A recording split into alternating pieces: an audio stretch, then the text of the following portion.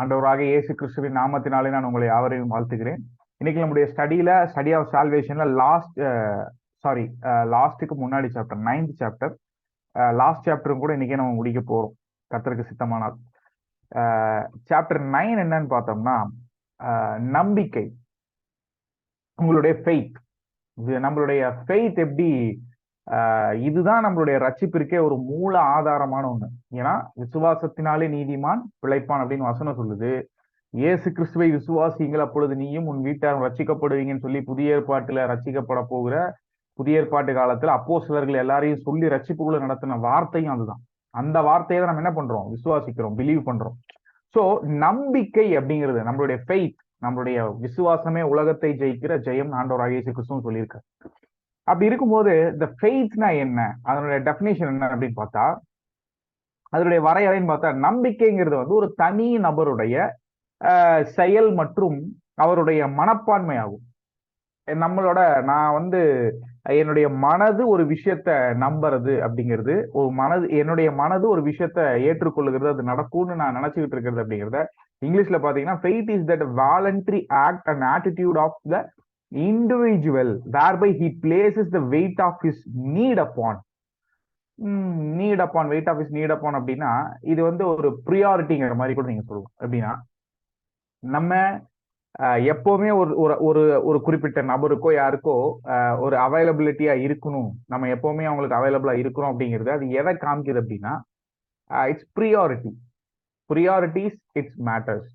இப்போ நம்ம ஒருத்தர்கிட்டயோ இல்லை நம்மளுடைய குடும்பத்திலே யார்ட்டையாவது அவங்க நம்மளை காண்டாக்ட் பண்ண வரும்போது நம்ம இன்கேஸ் இப்போ அவங்களுடைய ஃபோன் கால் எடுக்கல அப்படின்னா அடுத்த டைம் அவங்க நம்மளை பார்க்கும்போது நம்ம என்ன சொல்லுவோம்னா, நான் பிஸியா இருந்தேன் அதனால எடுக்கல. ஸோ பிஸி இஸ் நத்திங், நம்ம அதுக்கு ப்ரியாரிட்டி கொடுக்கலங்கிறது அர்த்தம். அதனுடைய ஒரு வெளிப்பாடு தான் பிஸி அப்படிங்கிறது.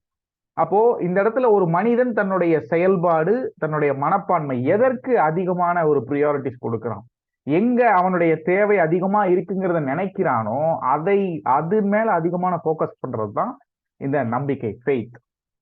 ஓகேவா? அதுல எப்படி வெளிப்படும்னா கவர்ன்ஸ் இஸ் ஆக்ஷன்ஸ், அவனுடைய ஆக்ஷன்ஸா அது வெளிப்படும். நான் ஒரு காரியத்தை விசுவாசிக்கிறேன். என்னன்னு விசுவாசிக்கிறேன்? I am a believer, I am a Bible believer. நான் ஜீசஸ் கிரைஸ்ட பிலீவ் பண்றேன்.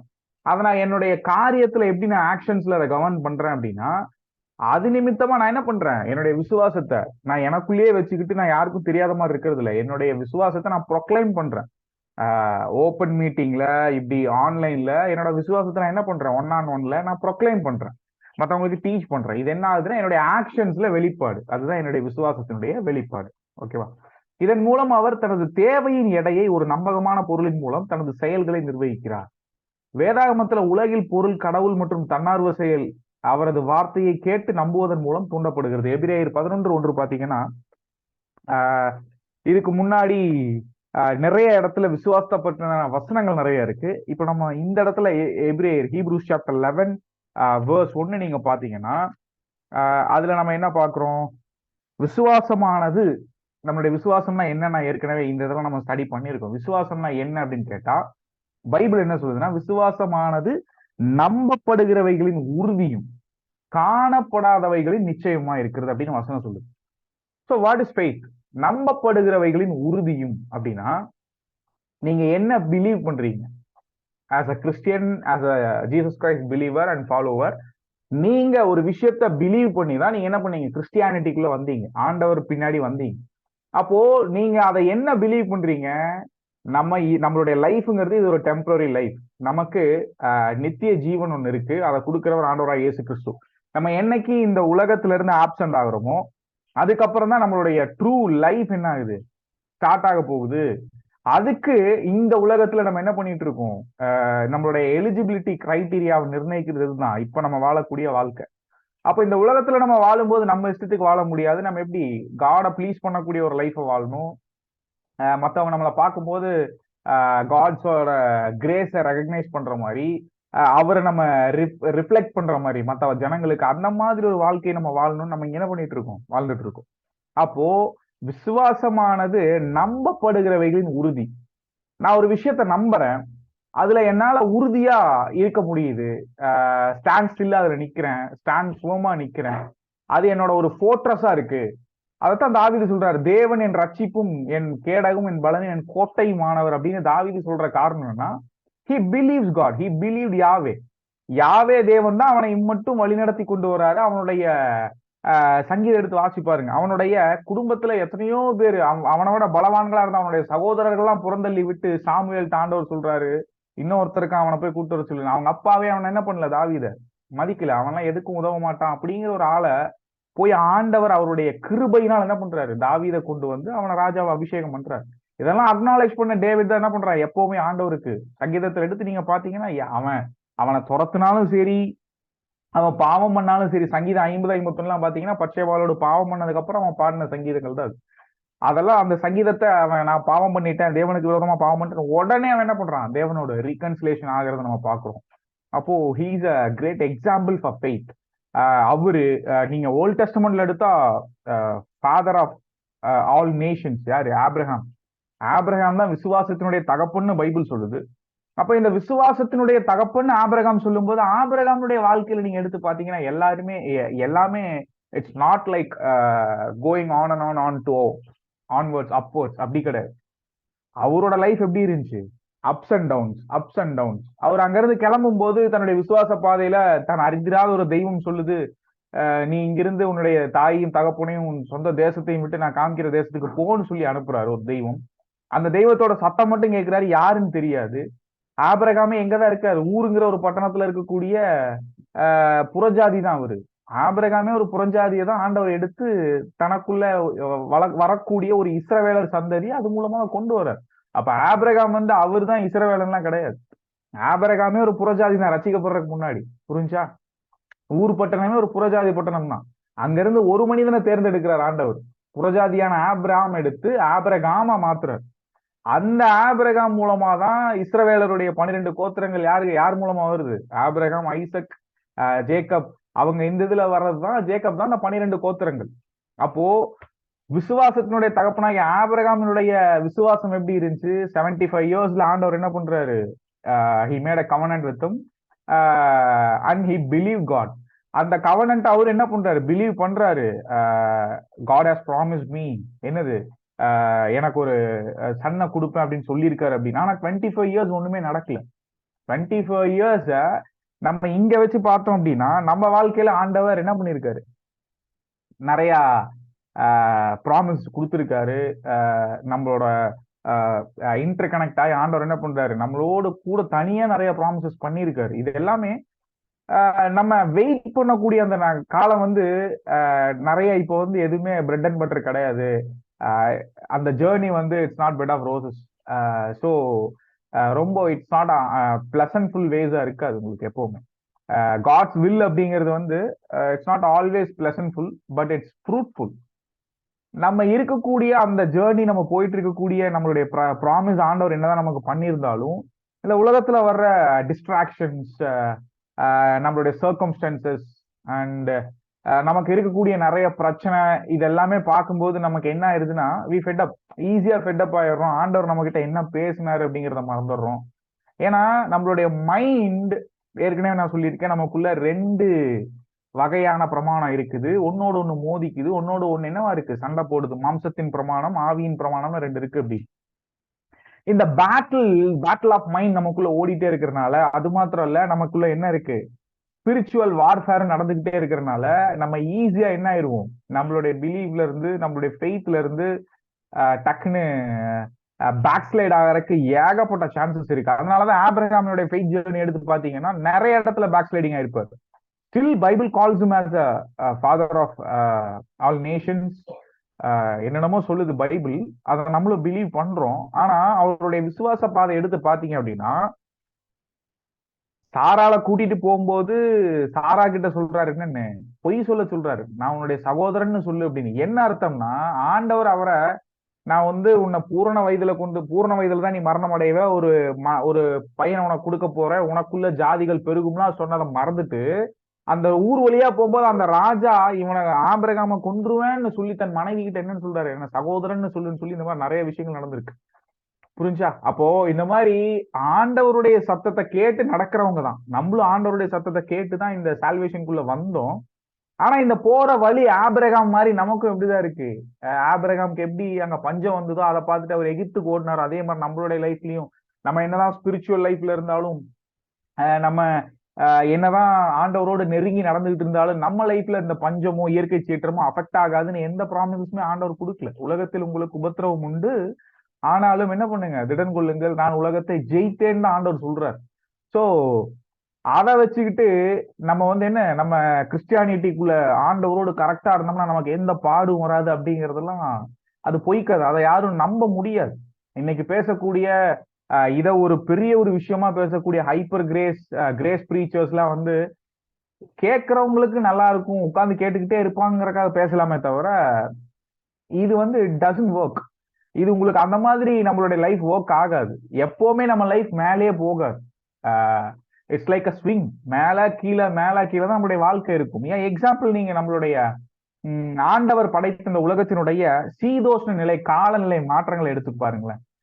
கோடைக்காலம் இருக்கு, குளிர்காலம் மாறி வருது, மழைக்காலம் வருது, இலையுதிர்காலம், வசந்த காலம்னு இந்த உலகத்தினுடைய சீதோஷ்ண நிலையிலேயே ஆண்டவர் இத்தனை காலங்களை சீசன்ஸை வச்சிருக்கும் போது ஒரு மனிதனுடைய வாழ்க்கையில ஆண்டவர் எதை செய்யணும்னு நினைக்கிறத அவன் எதை பிலீவ் பண்றானோ அவனுடைய விசுவாசம் சரிதான் ஆண்டவர் எடை போடுறதுக்கு ஆண்டவருக்கு என்ன இருக்கு?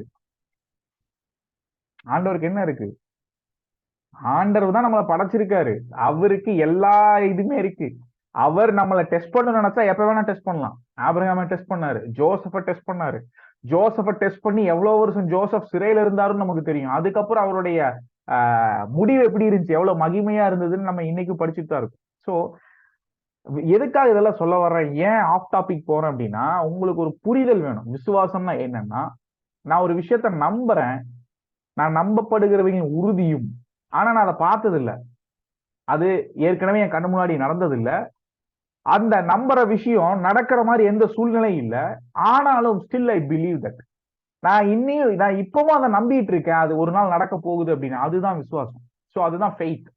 அந்த ஃபெய்த் என்ன, நம்ம ஆண்டவராக இயேசு கிறிஸ்துவ கண்ணால பார்க்கல, நம்ம ஸ்பிரிச்சுவல் எக்ஸ்பீரியன்ஸ் பண்ணியிருக்கோம். ஆண்டவர் நம்மளை தொற்றுக்கார், அவருடைய வார்த்தையினால அனுதினம் நம்ம கிட்ட பேசிக்கிட்டு இருக்காரு, நமக்கு ஆவிக்குரிய காரியங்களை கற்றுக் கொடுத்துட்டு இருக்காரு.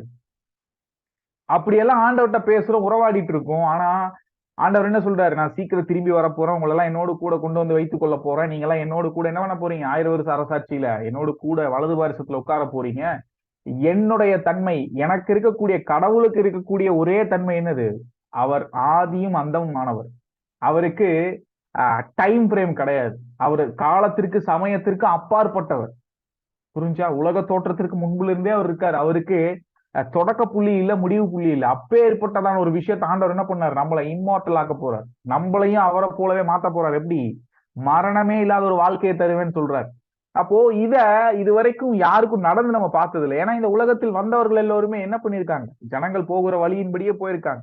தாவீது சொல்றாரு, அவனுடைய மகனை கூப்பிட்டு, சாலமோனை கூப்பிட்டு, தான் மறிக்கிற தருவாயில, நான் இந்த உலக ஜனங்கள் போகிற வழியே நானும் போகிறேன் அப்படின்னு சொல்லி குடும்ப காரியங்கள் ஒழுங்குபடுத்துறத பாக்குறோம். மோசையும் தான் மறிக்க போறதை அறிஞ்சு யோசுவாவை அபிஷேகம் பண்ணிட்டு அவரும் போறார். எலியாவும் எலிசாவை அபிஷேகம் பண்ணிட்டு போறாரு. இவங்கெல்லாம் நம்ம பைபிள்ல பார்த்தா தே ஆர் பிக் லீடர்ஸ். அவங்களுடைய இதெல்லாம் பார்த்தோம்னா பைபிள்ல ஓல்ட் டெஸ்டமா இருக்கட்டும், நியூ டெஸ்டமெண்ட்ல பாலா இருக்கட்டும், இந்த மாதிரி ஆட்கள்லாம் இவங்களுடைய பங்களிப்பு அப்படிங்கிறது காட்ஸோட ஒர்க்குக்கு எவ்வளவு பெரிய பங்களிப்புகளை செஞ்ச ஆட்கள்னு இவங்களை பத்தி நமக்கு நல்லாவே தெரியும். அப்போ நம்ம இன்னைக்கு லீடர்ஷிப் குவாலிட்டிஸ் பார்த்தா இவங்க மாதிரி ஆட்கள் கிட்ட இருந்து நம்ம என்ன பண்றோம், லீடர்ஷிப் குவாலிட்டிஸ் அனலைஸ் பண்ணி அதை தான் நம்ம ஸ்டடி பண்ணிட்டு இருக்கோம் பைபிள்ல. அப்போ இப்பேற்பட்ட ஆட்களுக்கே அவங்க என்ன பண்ணல, அதை பார்க்கல. அவங்க எதை பிலீவ் பண்ணாங்களோ, எதை டீச் பண்ணாங்களோ, எதை மற்றவங்களுக்கு சொன்னாங்களோ, அவங்களே அதை பார்க்கல. சோ இதுதான் விசுவாசம். அதுதான் எது, ஹீப்ரூஸ் சாப்டர் 11:1, நம்பப்படுகிறவைகளின் உறுதியும். நான் நம்புறேன் அது நடக்கும்னு. அது நான் இது வரைக்கும் பார்த்தது இல்ல. காணப்படாதவர்கள் நிச்சயம், ஆனா அது கண்டிப்பா ஒரு நாள் நடக்கும்னு சொல்லி நான் என்ன பண்ணிட்டு இருக்கேன் இன்னைக்கு. அதுக்காக அதை பிலீவ் பண்ணி நான் சும்மா கை கட்டி உட்கார்ல, என்னோட ஆக்ஷன்ஸ்ல அதை நான் காமிக்கிறேன். என்ன பண்றோம், போய் நம்ம சுவிசேஷன் சொல்றோம், மற்ற ஜனங்களுக்கு ரட்சிப்புகள் நடக்கும்படிக்கு செய்யறோம், பைபிளை நம்ம டீச் பண்றோம், ப்ரீச் பண்றோம், மற்றவங்களுக்கு கற்றுக் கொடுக்குறோம். இதெல்லாம் என்னன்னா, நான் ஒரு விஷயத்த பிலீவ் பண்றேன், அது நடக்க போகுது, அதற்கான காரியங்கள் நான் செய்யறதுனா நான் என்னோட பிலீஃபை வெளியில காமிக்கிறேன். ஓகேவா? ஓகே.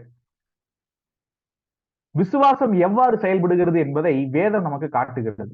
அது கொடுக்கும் நம்பப்படும் விஷயங்களின் பொருள். அது ஒரு நம்பிக்கை பார்க்காத விஷயங்கள். என்னன்னா வேதத்திலிருந்து விசுவாசங்கிறது 2 வழிகள்ல செயல்படுறத நம்ம பார்க்க முடியும். 2 டைப்ஸ் ஆர் 2 வேஸ். என்னன்னு பாத்தீங்கன்னா, ஒண்ணு யூதா 1:3 சொன்னபடி நாம் நம்பும் பொருள்.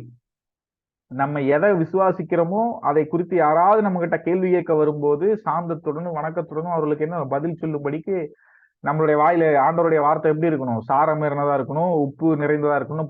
பேதுரு சொல்றாரு. யூதா 1:3 அதான் சொல்லுது. இந்த அர்த்தத்தில் நம்ம விசுவாசிக்கக்கூடிய நம்மளுடைய நம்பிக்கை என்பது அனைவரின் உள்ளடக்கமாக கருதப்படுகிறது. வேதம், பைபிளின் சிறந்த கோட்பாடுகள் மற்றும் அடிப்படை உண்மைகள் என்னன்னா விசுவாசத்தின் விதி.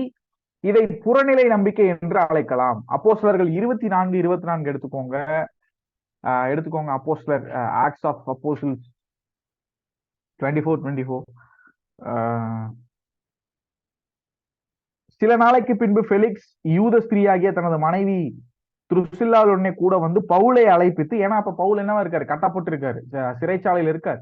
அவரை கூப்பிட்டு அவனுடைய பிலீஃப் என்ன, அவனுடைய வாதம் என்னன்னு கேட்கலான்னு சொல்லி அவனை கூப்பிட்டு உட்கார வச்சு ஃபெலிக்ஸ் கேட்கிறாரு. கேட்கும்போது பவுல் சொல்றதை கேட்டு இவர் என்ன சொல்றாருன்னா, கொஞ்சம் குறைய என்னை கிறிஸ்தவனாய் மாற்ற பண்றையே அப்படின்னு கேட்கும்போது அதுக்கு பவுல் சொல்றாரு, இந்த கட்டுகள் தவிர என்னை போலவே நீங்கள் ஆகிறது தான் எனக்கும் என்ன விருப்பமா இருக்கும் அப்படிங்கிறாரு. ஏன்னா பவுல் அங்க என்ன மீன் பண்றாருன்னா, நான் எதை விசுவாசிக்கிறேன் அதையே நீயும் விசுவாசினா எனக்கு என்னதான் சந்தோஷம் தான். ஆனா நான் படுற அவதையோ நான் படுற இந்த சிறைச்சாலை கட்டுகளோ உங்களுக்கு வேண்டாம். அதனால இந்த கட்டுகள் தவிர என்னை போலவே நீ மாறினா எனக்கு அதுதான் வேணும் அப்படின்னு பவுல் அங்க ரிப்ளை பண்றதை பாக்குறோம். பவுலை அழைப்பித்து கிறிஸ்துவை பற்றும் விசுவாசத்தை குறித்து அவன் சொல்ல கேட்டான். அவன் நீதியையும் இச்சையடக்கத்தையும் இனி வரும் நியாய தீர்ப்பையும் குறித்து பேசுகையில், நல்லா பாருங்க, கிறிஸ்துவின் சுவிசேஷத்தை குறித்து சொல்ல கேட்டான். அந்த சுவிசேஷத்தை குறித்து அங்க பவுல் பேசிட்டு இருக்காரு. ஆனா பேசுற சுவிசேஷத்துல என்னெல்லாம் இருந்திருக்குன்னு பாருங்களேன். நீதியையும், நீதி என்ன? இட்ஸ் காட்ஸ் ரைச்சஸ்னஸ், கர்த்தருடைய நீதியையும் இச்சை அடக்கத்தையும். இச்சை அடக்கம் அப்படிங்கிறது இட்ஸ் செல்ஃப் கண்ட்ரோல்.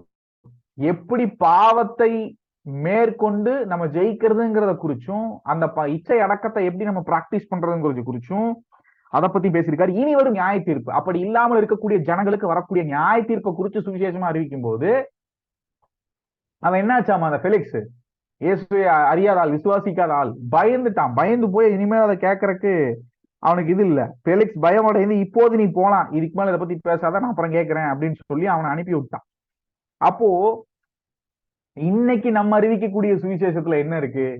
ஜஸ்ட் எல்லாம் ரிமைண்ட் பண்ணி பாருங்களேன், ரீமைண்ட் பண்ணி பாருங்களேன். இன்னைக்கு நீங்க கேட்ட சுவிசேஷங்கள், நீங்க கேட்டுட்டு இருக்கிற சுவிசேஷங்கள் நம்மளுடைய சோசியல் மீடியால நம்ம கிட்ட, நம்ம சர்ச்சஸ்ல யாராவது இன்வைட் பண்ணாங்கன்னா அவங்க வந்து பேசக்கூடிய விஷயமா இருக்கட்டும், சுவிசேஷ கூட்டம் ஏன் நடக்கிறது நீங்க பாத்தீங்கன்னா இருக்கட்டும், அவங்களுடைய சுவிசேஷத்துல என்ன இருக்கு? இங்க பவுல் பிரசங்கம் பண்ணது யாரோ நடந்து போகக்கூடிய சோஜனர்ஸ்க்கு கிடையாது. ஒரு பட்டணத்தினுடைய செஞ்சுரியன் வச்சுக்கோங்களேன். செஞ்சுரியன்ல ஒரு கிங், அந்த அந்த இதுல இருக்கக்கூடியவங்க ஒரு ஃபெலிக்ஸ், கிரீக் ஒரு மாகாணத்தினுடைய கவர்னர் வச்சுக்கோங்க, ஃபெலிக்ஸ் கவர்னர். அந்த மாதிரி ஆளுக்கே சுவிசேஷமா அறிவிக்கும் போது அன்னைக்கு பவுல் என்ன சுவிசேஷம் அறிவிச்சிருக்காருன்னு கொஞ்சம் யோசிச்சு பாருங்க. நீதியையும் இச்சை அடக்கத்தையும் வரப்போகிற நியாய தீர்ப்பையும் குறித்து சுவிசேஷமா அறிவிக்கும் போது அதை கேட்கிற ஃபெலிக்ஸ் என்னாச்சு? பயமடைந்து, ஐயோ நான் ஆண்டவர் எப்ப ஏத்துக்கிறேங்களே, என்ன ஆயிடுச்சு, நான் ஐயோ போதும் போதும் சமயாச்சு, எனக்கு டைம் இல்லை, நான் அப்புறம் கேட்கிறேன்னு சொல்லி அவனை பயந்து அவனை அனுப்பி விட்டான். பவுல் அனுப்பி விட்டார். அப்போ இன்னைக்கு நம்ம அறிவிக்கக்கூடிய சுவிசேஷங்கள் என்னவா இருக்கு? நம்ம அறிவிக்கக்கூடிய, நம்ம நடத்தக்கூடிய குரூசேட்ஸ், சுவிசேஷ கூட்டங்கள், 1-on-1 மீட்டிங்ஸ், மற்றவங்களுக்கு சுவிசேஷத்தை அறிவிக்கிறோம்னு போய் நம்ம பண்ற டைம் ஸ்பெண்ட் பண்ற இந்த விஷயங்கள்ல நம்ம எதை பத்தி பேசிட்டு இருக்கோம்? இன்னைக்கு நீங்க சோசியல் மீடியாக்கள்ல ஐம் இவாஞ்சலிஸ்ட் அப்படின்னு தன்னுடைய பேருக்கு முன்னாடி போட்டுட்டு சுவிசேஷ பிரசங்கம் பண்றோம்னு சொல்லி பண்றவங்களுடைய பிரசங்கங்கள் என்ன இருக்குன்னு கேட்டிருக்கீங்களா? நாங்க என்னைக்காவது தேவனுடைய நீதியை குறிச்சு பேசுறாங்களா? என்னைக்காவது இச்சை அடக்கத்தை குறிச்சு, செல்ஃப் கண்ட்ரோலை குறிச்சு பேசுறாங்களா? என்னைக்காவது வரப்போகிற நியாய தீர்ப்பை குறிச்சு பேசுறாங்களா? அதை அப்படியே ரீப்ளேஸ் பண்ணிட்டாங்க. இவங்க ஒரு ரீப்ளேஸ்மெண்ட் தியாலஜி வச்சிருக்காங்க. அதுதான் என்ன ரீப்ளேஸ்மெண்ட் தியாலஜினா, பைபிள் காட் ஆகிய ஆண்டவராக இயேசு கிறிஸ்துவை காமிக்காம இந்த மாமன்ஸோடைய இதுல இருக்கக்கூடியதோ இல்ல இந்த இஸ்லாமினுடைய புக்ஸ்ல இருக்கக்கூடிய, குரான்ல இருக்கக்கூடிய ஏதோ ஒரு மிராக்கிள் மட்டும் செய்யற ஒரு மனுஷனை போல ஆண்டவரை வந்து ரீப்ளேஸ் பண்ணிட்டாங்க. பைபிள் காடு என்ன டிமாண்ட் பண்றாரு? ரைச்சஸ்னஸ். அந்த தேவ நீதியையோ இச்சையடக்கத்தையோ பத்தி பேசாம அப்படி வாழாத ஜனங்களை நான் நியாய தீர்ப்பு கொடுக்க போறேன் அப்படின்னு ஆண்டவர் சொல்றதை குறித்து சுவிசேஷமா அறிவிக்காம மாறா என்ன பண்ணிட்டாங்க? ஆண்டவரை ஏத்துக்கோங்க, உங்களுடைய கடன்கள் மாறு, உங்களுடைய கஷ்டங்கள் மாறு, உங்களுடைய தரித்திரத்தை சுமந்து போட்டார் ஆண்டவர், உங்களுடைய எல்லா ஒன்றுமில்லாத தனத்தையும் ஆண்டவர் சிலுவையில ஆணி அடிச்சு வெற்றி சிறந்தார்னு வாய்க்கு வர்றதெல்லாம் ரீப்ளேஸ் பண்ணி பேசிட்டு இருக்கோம். இதுதான் இன்னைக்கு நம்ம நடத்துற சுவிசேஷ கூட்டங்களா இருக்கு. அப்ப யோசிச்சு பாருங்க, அவங்களுடைய அதை பேசுகிறவருடைய நம்பிக்கை என்னவா இருக்கும்னு யோசிச்சு பாருங்க. சோ அவங்க எதை பிலீவ் பண்றாங்களோ அதை தான் பேச முடியும். அப்ப அவங்களுடைய பிலீஃபே என்னன்னா சரியான ஒரு பிலீஃப் கிடையாது. அவங்களுடைய விசுவாசம், அவங்களுடைய ஃபெய்த் எப்படி இருக்கு? ஒரு மணி மைண்டட், ஒரு பிசினஸா இருந்து ஒரு இதை நடத்தாம ஒரு ஃபேமா நடத்துற மாதிரி என்ன பண்றாங்க? மினிஸ்ட்ரிங்கிற பேர்ல ஒரு பிசினஸ் பண்ணிட்டு இருக்காங்க. அவ்வளவுதானே தவிர அதுல நம்ம பெரிய எந்த ஒரு இதையும் பார்க்கக்கூடிய ஒரு இது அதுல இல்ல. ரெண்டாவது, நம்பிக்கை செயல். நம்பிக்கை செயல்பட 2 வழிகள் உள்ளன. அந்த நம்பிக்கையை செயல்ல காமிக்கிறதுக்கு 2 வழிகள் இருக்கு. முதலாவது, நாம் நம்பும் பொருள், நம்ம எதனை குறிச்சு நம்புறோங்கிறது வந்து முதலாவது வழி. ரெண்டாவது, நம்பிக்கை செயல். நம்ம நம்புகிறத எப்படி செயல்ல காண்பிக்கிறோம் அப்படிங்கிறது 2 வகை இருக்கு. அது என்ன வகைன்னு பாத்தீங்கன்னா, இயற்கை நம்பிக்கை, ரெண்டாவது நம்பிக்கை காப்பாற்றுதல் அப்படிங்கிறது பாக்குறோம். இந்த நம்பிக்கையின் பகுதி நீங்கள் எதை நம்புகிறீர்களோ அதை செயல்படுத்துகிறது. யோவான் 1:12-13 நீங்க எடுத்து பார்க்கலாம். எடுங்க, ஜான் சாப்டர் 1:12-13 நான் வாசிக்கிறேன். அவருடைய நாமத்தின் மேல் விசுவாசம் உள்ளவர்களாய் அவரை ஏற்றுக்கொண்டவர்கள் எத்தனை பேர்களோ அவங்களுக்கு என்னாச்சு? அத்தனை பேர்களும் தேவனுடைய பிள்ளைகளாகும்படி அவர்களுக்கு என்ன அதிகாரம் கொடுக்கப்பட்டது. அவர்கள் ரத்தத்தினாலாவது மாம்ச சித்தத்தினாலாவது புருஷனுடைய சித்தத்தினாலாவது அல்லாமல் பிறவாமல் தேவனால் பிறந்தவர்கள். யாரெல்லாம் ஆண்டவர் விசுவாசிக்கிறாங்களோ அவங்களை ஆண்டவர் என்ன பண்றாரு? மறுபடியும் பிறக்குகிற ஒரு அனுபவத்துல கொண்டு வர்றாரு. நம்ம ஏற்கனவே நம்ம ஸ்டடி பண்ணியிருக்கோம். அப்போ இதுதான் இயற்கை நம்பிக்கை.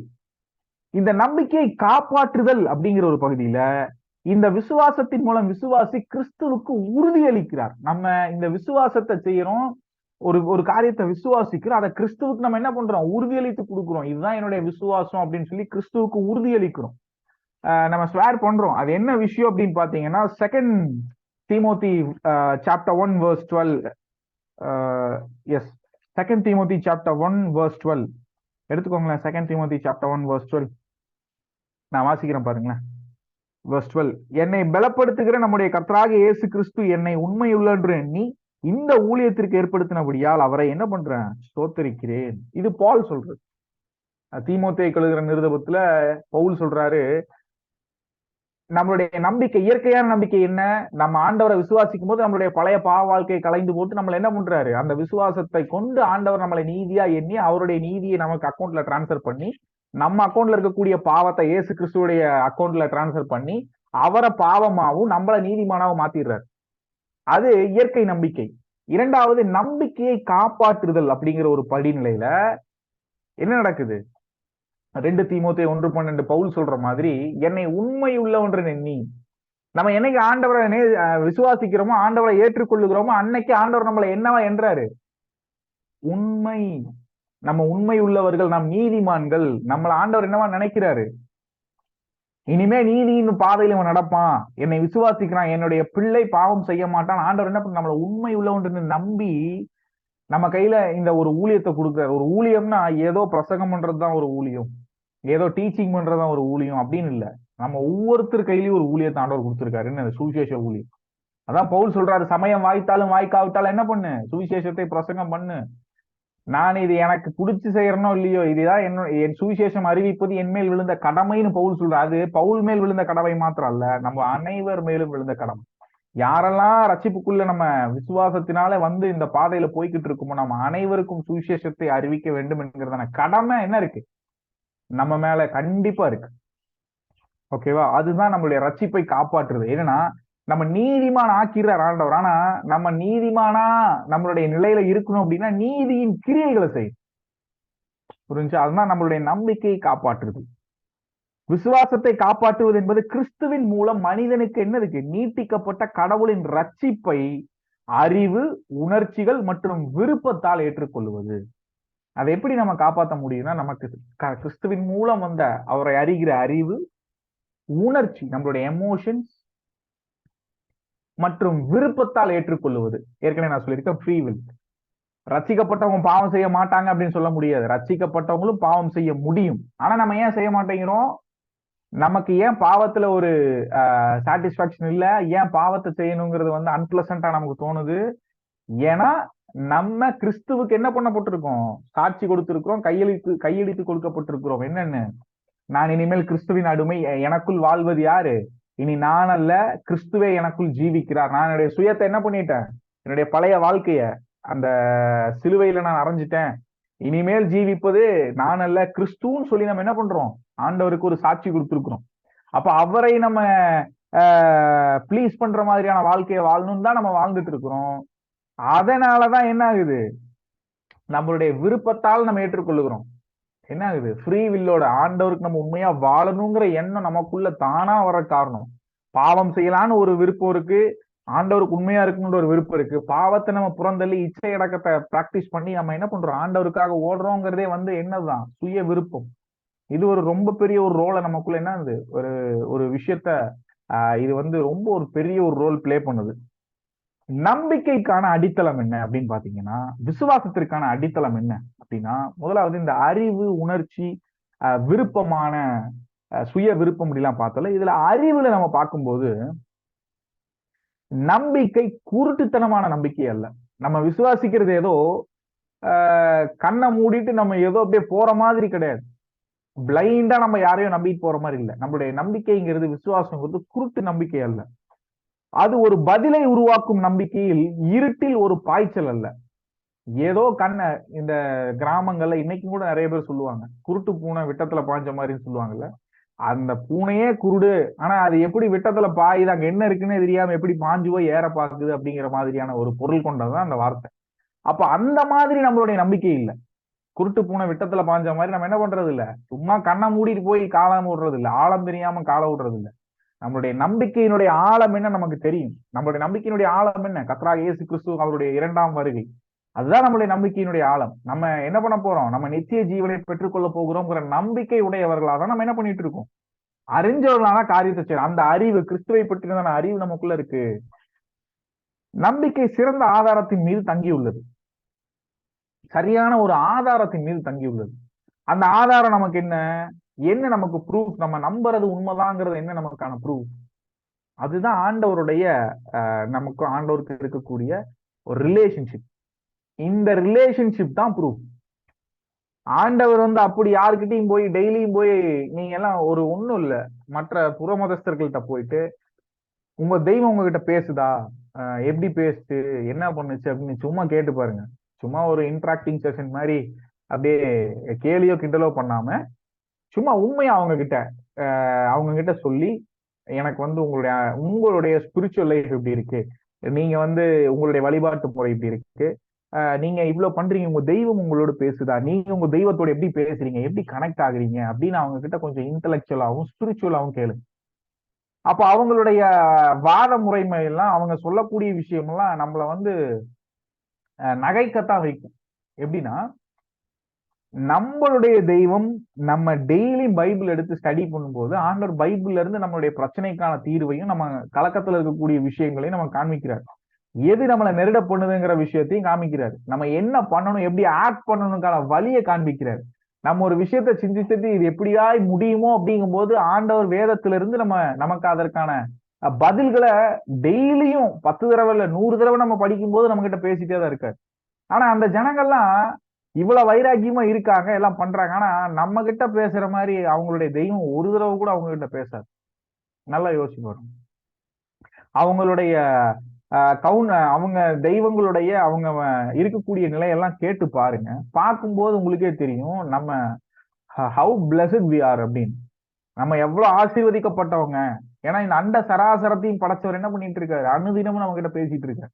நம்ம நினைச்சிட்டு இருக்கோம் ஆண்டவர் நம்மளை பார்க்கல, ஆண்டவருக்கு நம்ம மேல கண்ணு இல்ல, ஆண்டவர் எத்தனையோ பேர் வேற யாரெல்லாம் நேசிக்கிறார், என்ன நேசிக்க மாட்டேங்கிறார், அவங்களுக்கெல்லாம் எல்லாம் நடக்குது, நமக்கு எது நடக்க மாட்டேங்குது அப்படின்னு நம்ம நினைக்கிறோம். ஆனா ஆண்டவருக்கு தெரியும் நமக்கு என்ன நடக்கணும், எப்ப நடக்கணும், அது நடக்கிறதுக்கு நம்ம எப்படி இருக்கணும்ன்ற வரைக்கும் ஆண்டவருக்கு தெரியும்.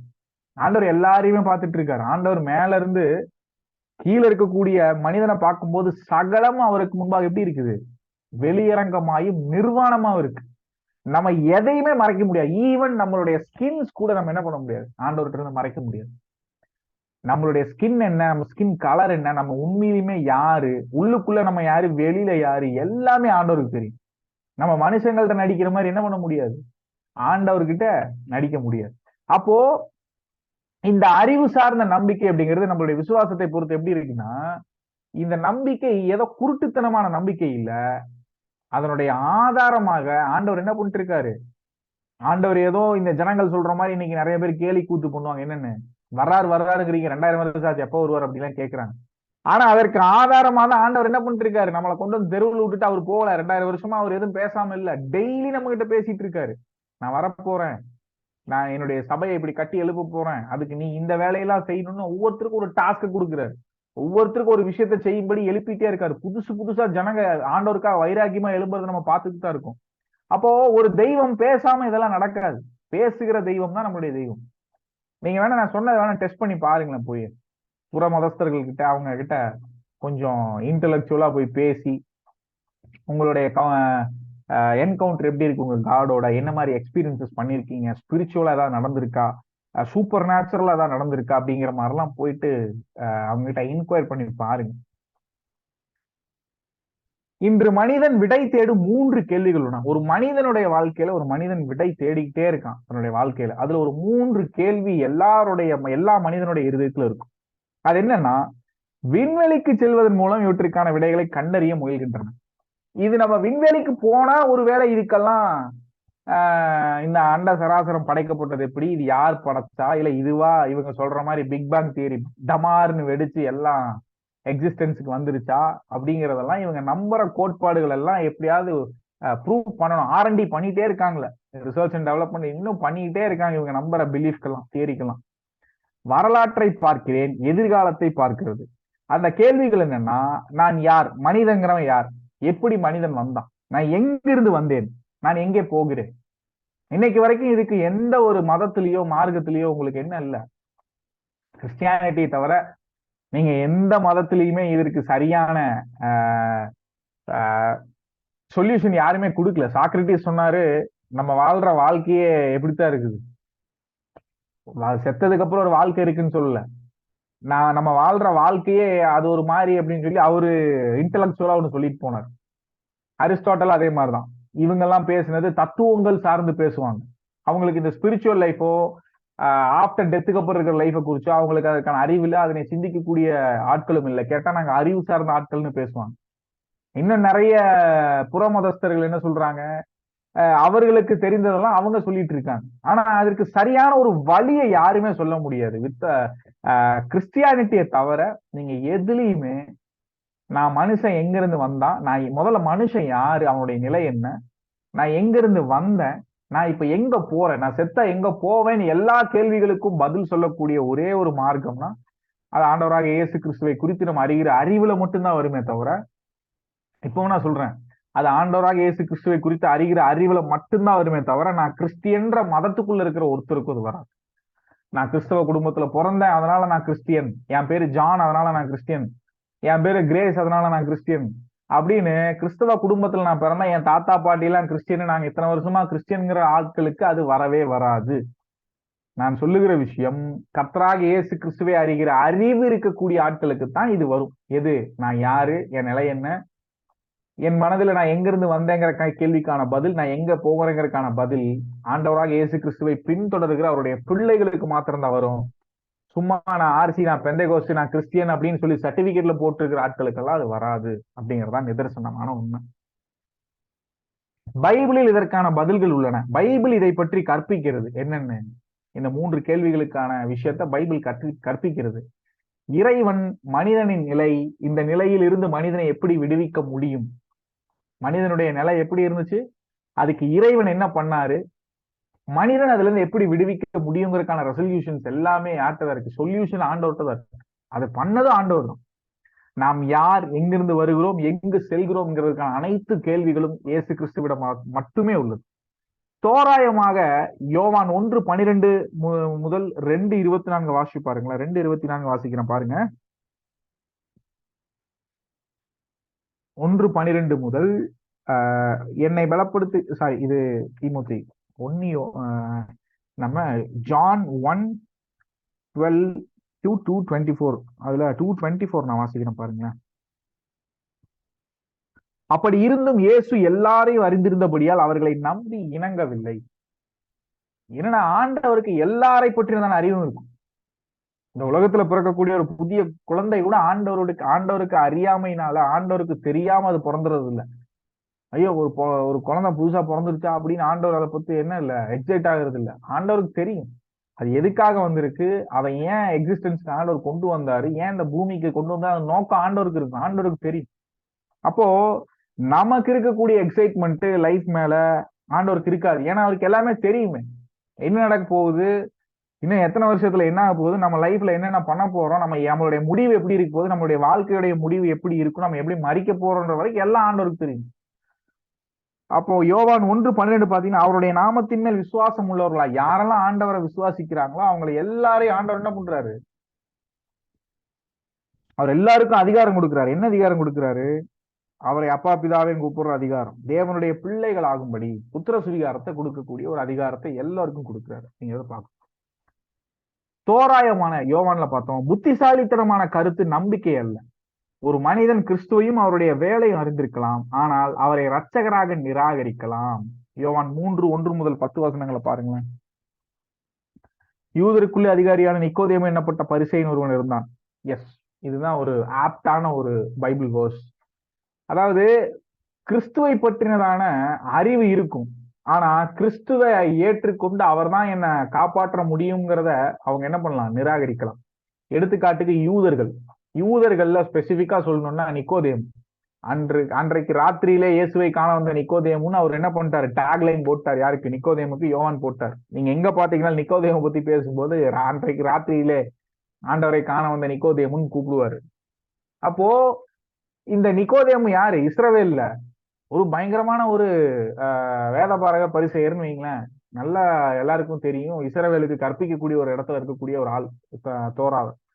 அப்படி இருக்கக்கூடிய ஆளுக்கு என்ன தெரியல, மறுபடியும் பிறவாவிட்டால் ஆண்டவர் பேசும்போது அது எப்படி, எனக்கு வயசு இவ்வளவு ஆச்சு, நான் எப்படி மறுபடியும் போய் எங்க அம்மா வயிற்றுக்குள்ள போய் பிறக்க முடியுமா, அது எப்படி நடக்கும் அப்படின்னு கேட்கிறாரு. அப்ப ஆண்டவர் சொல்றாரு, இஸ்ரவேல்ல போதகனா இருக்க உனக்கு இது கூடவா தெரியலன்னு ஆண்டவர் திருப்பி நிக்கோதேமு கேட்கிறார். அப்போ இவங்களுடைய இருதயம் எல்லாம் கிறிஸ்துவை பற்றின அறிவு இருக்கு. யூதர்களுக்கு கிறிஸ்துவை பற்றின அறிவு இருக்கு, ஏன்னா அவங்க கையில தோரா இருக்கு. கிறிஸ்து வந்தா இதெல்லாம் பண்ணுவாரு, இப்படி எல்லாம் நடக்கும்னு அவங்களுக்கு தெரியும். அந்த அறிவு வெறும் மனிதனுடைய அறிவு சார்ந்த அறிவே தவிர ஆவிக்குரிய அறிவு இல்ல. அதனாலதான் அவங்க என்ன பண்ணாங்கன்னா, இயேசு கிறிஸ்துவை கண்டுபிடிக்க முடியல அவங்களால. இவர்தான் மேசியா அப்படின்னு ஏற்றுக்கொள்ள முடியல அவங்களால. ஏன்னா இயேசு வந்ததனுடைய வெளிப்பாடு வேற, இவங்க அறிவு சார்ந்து சிந்திச்சு அவர் இப்படித்தான் வருவார் நினைச்சிட்டு இருந்தது வேற மாதிரி. புரிஞ்சா? அதைத்தான் இங்க நம்ம பாக்குறோம். என்னதான் ஒரு மனுஷனுக்கு கிறிஸ்துவை பற்றினதான அறிவு இருந்தா, இதை நீங்க இந்த உலகத்தோட கனெக்ட் பண்ணி பார்க்கும்போது எத்தனையோ பேரு கிறிஸ்டியானிட்டி குறிப்பா சொல்லணும்னா ஜீசஸ் கிரைஸ்ட் எத்தனையோ தலைவர்கள் என்ன பண்றாங்க, புகழ்றாங்க. ஆனா ஹீ இஸ் த லார்ட் அப்படின்னு ஏத்துக்கொள்ள மாட்டாங்க. நல்லா புரிஞ்சுக்குங்க. எத்தனையோ பேர் அரசியல் தலைவர்களா இருக்கட்டும், எத்தனையோ பெரிய சயின்டிஸ்டா இருக்கட்டும், எத்தனையோ ஏத்திஸ்டா இருக்கட்டும், ஜீசஸ் கிரைஸ்டோட மார்க்கங்களை அவருடைய புக்ஸை படிப்பாங்க, ஏன் ஈவன் பைபிளை கூட படிப்பாங்க. இதெல்லாம் நல்ல நன்னெறி, மனிதனுடைய ஒழுக்குமுறையை கொண்டு வரக்கூடியது அப்படிங்கிறத குறிச்சு நிறைய வாய்க்கிலேயே பேசுவாங்க. ஆனா அவங்க எல்லாருமே என்ன பண்ண மாட்டாங்க, லார்ட் அண்ட் சேவியரா ஏத்துக்க மாட்டாங்க. ஏன்னா அந்த ஒரு கருத்துல, அந்த ஒரு உண்மையில இருந்து அவங்க என்ன பண்ணுவாங்க, வேறுபடுவாங்க. அப்படிங்கறதான் நம்ம பாக்குறோம். சொந்த அறிவு போதாது, நம்பிக்கை எப்போது, நம்முடைய விசுவாசத்துக்கு சொந்த அறிவு பத்தாது. எப்பவுமே எப்படி இருக்கணும், நடவடிக்கை, அதன் பொருளை நோக்கி ஒரு இயக்கம். அதைத்தான் ஆன்மா நம்பும். கிறிஸ்துவை தழுவி தோராயமாக துள்ளி குதிக்கிறது. அது முதலில் கூறுகிறது, என் இறைவன் மற்றும் என் கடவுள். கிறிஸ்துவை பற்றியும் நம்புவதற்கு இடையே ஒரு வேறுபாடு உள்ளது. யோவான் 8:30-31 யோவான் எப்படி கூறுகிறார், அநேகர் அவரை நம்பினர், எனவே இயேசு அவரை விசுவாசித்து அந்த யூதர்களிடம் கூறினார். என்னன்னு யோவான் 8:30-31 பாருங்களேன். அவருடைய அற்புத அடையாளத்தை பார்த்து அவரை நம்பி இருப்பாங்க அநேகர். 5000 பேர் சாப்பிட்டாங்க. ஆனா அவங்கதான் ஆண்டவர் என்னவும் பண்ணாங்க, சிலுவையில் அடிக்கிற ஒப்பு கொடுத்தும் அவங்கதான். இவைகளை அவர் சொல்லுகையில் அநேகர் அவரிடத்தில் விசுவாசம் வைத்தார்கள். என்னை அனுப்பினவருடைய பிதா இருக்காரு, அவர் பண்றதை பார்த்துதான் நானும் பண்றேன். இதெல்லாம் அவர் பேசும்போது அநேகர் அவர்கிட்ட என்ன பண்றாங்க? விசுவாசம் வைக்கிறாங்க. இயேசு தம்மை விசுவாசித்த யூதர்களை நோக்கி, நீங்கள் என் உபதேசத்தில் நிலைத்திருந்தால் மெய்யாகவே என் சீஷரா இருப்பீர்கள் அப்படிங்கிறார். கரெக்ட் தான், நான் சொல்றதை நம்புறீங்க. இயேசு கிறிஸ்துவனுடைய போதனைகள் நல்ல போதனைகள் நிறைய பேர் சொல்றாங்க. ஆனா அதை செஞ்சு அதுல நிலைத்திருந்து நானே கர்த்தர்னு ஏற்றுக்கொள்ளுங்கன்னா அது முடியாது. நிராகரிக்கிறவங்க எல்லாம் என்ன பண்றாங்க? அவர்களுக்கு அந்த விசுவாசம் இல்லை. அந்த விசுவாசம் நமக்கு மட்டும்தான் இருக்கு. யாருக்கிட்ட அந்த விசுவாசம் இருக்கோ அவங்கதான் தேவனுடைய பிள்ளைகள். அடுத்து பார்த்து அனுபவிப்பது, அதை பார்த்து எக்ஸ்பீரியன்ஸ் பண்ணக்கூடிய ஒரு நிலை. அது என்னன்னு பாத்தீங்கன்னா, நம்பிக்கை என்பது பிரச்சனைகளை நோக்கிய மனோபாவம் அல்ல, இது கடவுளின் இயல்பு. இது பொருளின் மீது மனம் உடன் எந்த தொடர்பும் இல்லை, ஆனால் கடவுளின் விருப்பம் மற்றும் நோக்கங்களுடன் ஒத்துப்போகும். விளைவுகளை நிறைவேற்ற மனித அனுபவத்தில் வெளியிடப்பட்ட கடவுளின் சாராம்சம். பார்த்து அனுபவிப்பதுல பாத்தீங்கன்னா, இதுல நம்பிக்கைங்கிறதுல எந்த பிரச்சனை மனோபாவத்துல இல்ல. நம்மளுடைய மனது, நம்மளுடைய உள்ளார்ந்த மனம் சார்ந்ததுல நம்மளுடைய நம்பிக்கையை குறித்து எந்த பிரச்சனையும் அதுல வரப்போறது இல்லை. நம்பிக்கையில அதுக்கு ஒரு பிரச்சனையே இல்லை. ஆனா இது கடவுளினுடைய ஒரு இயல்பு. எப்படி கடவுளுடைய இயல்புன்னு நம்ம சொல்றோம்னா, ஆண்டவர் அதை பயன்படுத்திதான் என்ன பண்றாரு? நம்மள நீதிமானம் மாத்துறாரு. நம்மள போய் அந்த மலையை முறிச்சுட்டு ஆண்டவர் சொல்லல. சிம்சோன் அடிச்ச மாதிரி ஒரு தாடை எலும்பு எடுத்துட்டு போய் ஒரு 1000 பேர்த்து அடிச்சு கொன்னுட்டுவான்னு ஒரு டாஸ்க் கொடுக்கல. ஆண்டவர் என்ன சொல்றாரு? அவருடைய வே ஆஃப் சால்வேஷன் எப்படி இருக்கு? Just believe my son Jesus Christ. யார் உங்களுக்காக மறிச்சாரு? என்னுடைய குமாரனை விசுவாசிங்க, அதன் மூலமா நீங்க என்ன பண்ணலாம்? பிதாவின் இடத்துல வரலான்னு சொல்றாரு. அதுதான் ஆண்டவருடைய இயல்பு. இதுதான் கடவுளுடைய இயல்பு. பார்த்து அனுபவிப்பது என்ன? கடவுளுடைய இயல்பை பார்த்து அனுபவிக்கிறோம். என்னது அது? வே ஆஃப் சால்வேஷன் நமக்கு என்ன? Faith. Through faith we believe in Jesus Christ and we are saved. அப்படி நம்ம அந்த விசுவாசத்தின் மூலமா நம்ம என்ன பண்றோம்? ரட்சிக்கப்படுறோம். ஒரு பொருளின் மீது மனம் உடன் எந்த தொடர்பும் இல்லை. அதுக்கு நம்ம விருப்பப்பட்டோ அதெல்லாம் எதுவுமே இதுல தொடர்பு படாது. முழுக்க முழுக்க இது கடவுளுடைய இயல்பு. கடவுள் இப்படித்தான் மனிதனை ரட்சிக்க வேண்டும் என்று ஒரு வரையறைன்னு சொல்லலாம். அவருக்கு ஒரு திட்டம் வைத்திருக்கிறார். விசுவாசத்தின் அஸ்திவாரமே கிறிஸ்துவே என்று கூறப்பட்டுள்ளபடி நாம் அவரை பற்றி அறிவை பெற்றவுடன் என்ன ஆகுது? அந்த அறிவை தோராயமாக பார்த்து நம் வாழ்க்கையில் மாற்றத்தை அனுபவிக்க தொடங்குகிறோம். கிறிஸ்துவை பற்றி தானே நமது அறிவு அதிகரிக்கும் போது நாம் விசுவாசத்தின் ஆழத்துக்கு செல்றோம். என்னன்னா, நம்மளுடைய விசுவாசத்தினுடைய அஸ்திபாரமே யார் தான்? கிறிஸ்து தான். Without Christ there is no belief for our salvation. கிறிஸ்துவே இல்லை அப்படின்னா உங்களுடைய ரட்சிப்பிற்கு அங்க என்ன பிலீஃப் இருக்கு? அங்க என்ன நம்பிக்கை சார்ந்த ஒரு இருக்கு? என்ன ஒரு விசுவாசம் அந்த இடத்துல? ஃபெய்த் நீங்க எப்படி காமிக்க முடியும்? ஒன்றை விசுவாசிப்பதன் மூலமாகத்தான் அதில் நீங்க என்ன பண்ண முடியும்? விசுவாசத்தை காண்பிக்க முடியும். அங்க அந்த விசுவாசிக்கக்கூடிய பொருளே இல்லை அப்படின்னா நீங்க எதை விசுவாசிக்கிறீங்க? எப்படி உங்க விசுவாசத்தை காண்பிப்பீங்க? அதான் சொல்லுது, பைபிள் சொல்லுது, நம்மளுடைய விசுவாசத்தினுடைய இதா இருக்காரு யாரு? பவுண்டேஷனா யாரு இருக்கா? ஆண்டவராக இயேசு கிறிஸ்து தான் இருக்காரு. அவர் தான் நம்மளுடைய விசுவாசத்தினுடைய மூளைக்கல்லா இருக்கிறாரு. விசுவாசத்தினுடைய பவுண்டேஷனா இருக்காரு. அடிவாரமா அஸ்திவாரமா அவர் தான் இருக்காரு. அவரை பற்றிய அறிவை நம்ம பெற்றவுடன் அந்த அறிவை தோராயமாக பார்த்து ஒரு எடுத்துக்காட்டா நம்ம பார்த்துக்கிட்டு நம்ம வாழ்க்கையில மாற்றத்தை அனுபவிக்க தொடங்குகிறோம். எது? அவர் நமக்கு கற்பித்த அந்த அறிவு, இயேசு கிறிஸ்துவை அறிகிற அறிவு, அவருடைய போதனைகள், அவருடைய வாழ்க்கையில எப்படி நம்ம நடக்கணும், எப்படி லைஃபை லீட் பண்ணுங்கிற ஸ்பிரிச்சுவல் மெச்சூரிட்டி அண்டர்ஸ்டாண்டிங்லாம் நமக்கு அவர் கொடுக்க நம்ம என்ன பண்றோம்? அதை ஒரு ஸ்டாண்டர்டா வச்சு அதன்படி நம்மளுடைய லைஃப் அனுபவிக்க நம்ம என்ன பண்றோம்? தொடங்குறோம். அதுதான் என்னது? பார்த்து அனுபவிப்பதுல நம்ம பார்க்கிறோம். நம்பிக்கையின் முக்கியத்துவம். இப்ப அந்த ஃபெய்த்தோட முக்கியத்துவம் என்ன அப்படின்னு பார்க்கிறோம்.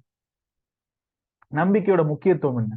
What is significance of a faith? நம்முடைய கிறிஸ்தவ நடையில் விசுவாசம் ஏன் முக்கியமானது? ஏன்னா விசுவாசம் இல்லைன்னா நம்ம கிறிஸ்டியனாவே இருக்க முடியாது. விசுவாசம் இல்லைன்னா நம்ம இயேசு கிறிஸ்துவ விசுவாசிக்கணும்னு சொல்லவே முடியாது. ஏன்னா உங்களுக்குள்ள விசுவாசமே இல்லை. அதனாலதான் நம்ம விசுவாசிக்காதவர்களை என்னன்னு சொல்றோம்? அன்பிலீவர் அப்படின்னு சொல்றோம். அன்பிலீவர் நீ ஏன் மற்ற ஜனங்களை, புறஜாதி ஜனங்களை சொல்றோம் அப்படின்னா, புறஜாதின்னு இப்ப நான் பேசினத நீங்க தப்பா எடுத்துக்க வேண்டாம். இது ஏதோ ஜாதியை நான் தூண்டுறதோ ஏதோ கிடையாது. பைபிள் படி, டெர்மினாலஜி படி புறஜாதிங்கிறது இயேசு கிறிஸ்துவை விசுவாசிக்காத அனைவரும் புறஜாதிகள். அவங்க இப்ப இருக்கக்கூடிய ஜாதி, நான் இந்த ஜாதி அந்த ஜாதிகள் அல்ல. இயேசு கிறிஸ்துவை விசுவாசிக்காத அனைவரும் யாரு? புறமதஸ்தர்கள் இல்ல இயேசுவை விசுவாசிக்காத கிறிஸ்டியானிட்டிக்குள்ளேயே இருந்துகிட்டு ஆர்சியா இருக்கிறவன், சிபிஎம்ல இருக்கிறவன், ப்ராட்டஸ்டன்ட்ல இருக்கிறவன், இவங்க எல்லாருமே இயேசு கிறிஸ்துவ விசுவாசிக்கலாம். ஆனா ஒரு போர்வைக்குள்ள வந்துடுறாங்க. என்ன, நாங்கெல்லாம் கிறிஸ்டியன், நாங்க கிறிஸ்டியன் குடும்பத்துல பிறந்தோம், நாங்கெல்லாம் எங்க பாட்டன் முப்பாட்டன் காலத்துல இருந்து கிறிஸ்டியன், நாங்கெல்லாம் அப்பவே ரசிக்கப்பட்டோம் அப்படின்ற ஒரு போர்வைக்குள்ள சுத்திட்டு இருக்கிற ஆளுகளுக்கு நான் சொல்லிட்டு இருக்கேன். ஓகேவா?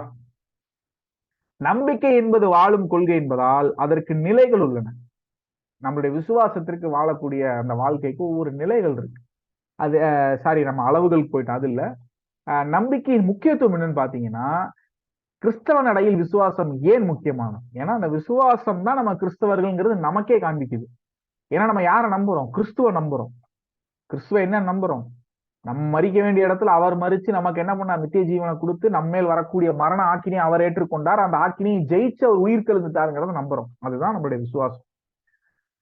அந்த காரணங்கள் பின்வருமாறுல நீங்க பாத்தீங்கன்னா, நாம் விசுவாசத்தினால் ரட்சிக்கப்படுகிறோம். ஏற்கனவே இந்த வசனங்கள் எல்லாம் இப்ப நமக்கு எடுத்து ஒன்னா பார்க்க நேரம் இல்லை, அதனால நம்ம அப்படியே கடந்து போறோம். இந்த வசனங்கள் கொடுத்துருக்காங்க நோட்ஸ்ல, நீங்க வீட்டுல கிளாஸ் முடிஞ்சதுக்கு அப்புறம் நீங்க அதை ரெஃபர் பண்ணலாம்.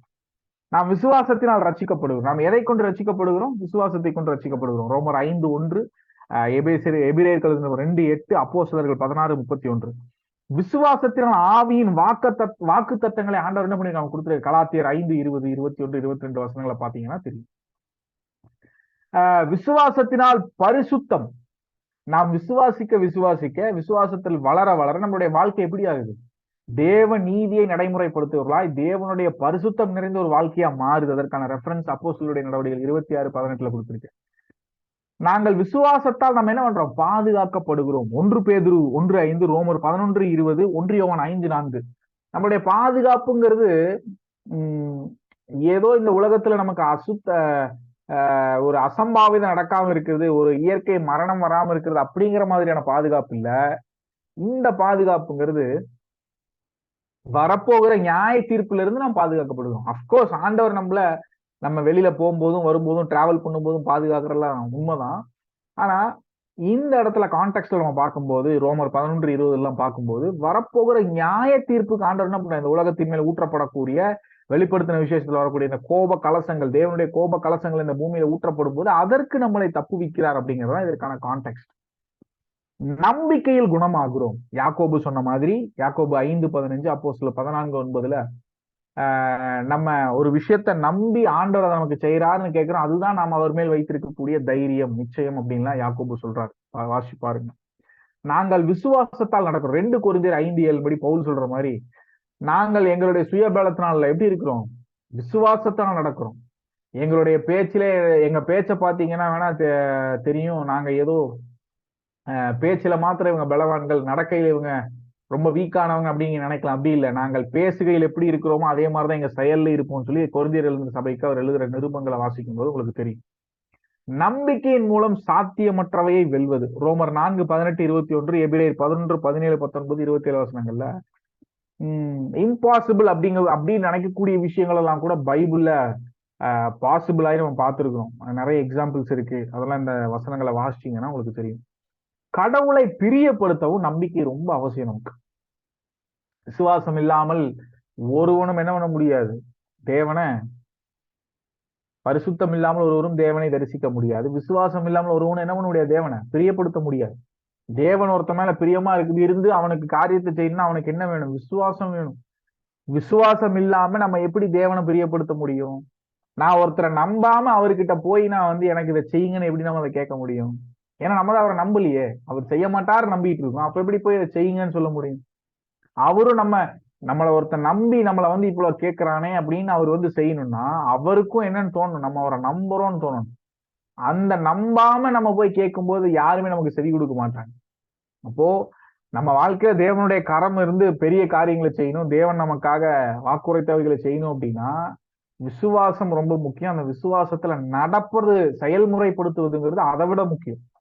வெறும் எனக்கு விசுவாசம் இருக்குன்னு சொல்லி நம்ம அமைதியா வீட்டுக்குள்ள உட்காந்துட்டு இருந்தோம்னா எதுவுமே நடக்காது. நம்ம இறங்கி நம்ம விசுவாசத்தை காண்பிக்கக்கூடிய ஒரு வேலைகளை செய்யும் போது ஆண்டவர் அதை பன்மடங்கா உயர்த்தி நம்மளை என்ன செய்யணுமோ அதை செய்ய வச்சு அதை முடிக்கிறதுக்கு அவர் வல்லவராங்க. இப்ப நம்பிக்கையினுடைய அளவுகள், மெஷர்மெண்ட்ஸ். நம்பிக்கை என்பது வாழும் கொள்கை என்பதால் அது ஒரு வாழ்க்கையினுடைய கொள்கை சார்ந்தது, நம்ம நடைமுறையை சார்ந்தது என்பதனால அதற்கு என்ன இருக்கு, நிலைகள் இருக்கு, ஸ்டெப்ஸ் இருக்கு. கிறிஸ்துவை நம் ரட்சகராக ஏற்றுக்கொண்டவுடன் நாம் விசுவாசத்தில் வளர ஆரம்பிக்கிறோம். என்னைக்கு ஆண்டவராக இயேசு கிறிஸ்துவ நம்ம ஏற்றுக்கொள்ளுகிறோம், இன்னைக்கு நம்ம என்ன பண்றோம், விசுவாசத்துல வளர ஆரம்பிக்கிறோம். ஆனால் இந்த விசுவாசம் என்ன, அது முதிர்ச்சி அடைய வேண்டும். கடவுளுடைய வார்த்தையை படிப்பதில் விசுவாசத்தின் வெவ்வேறு அளவுகளை நாம் அவதானிக்கலாம்.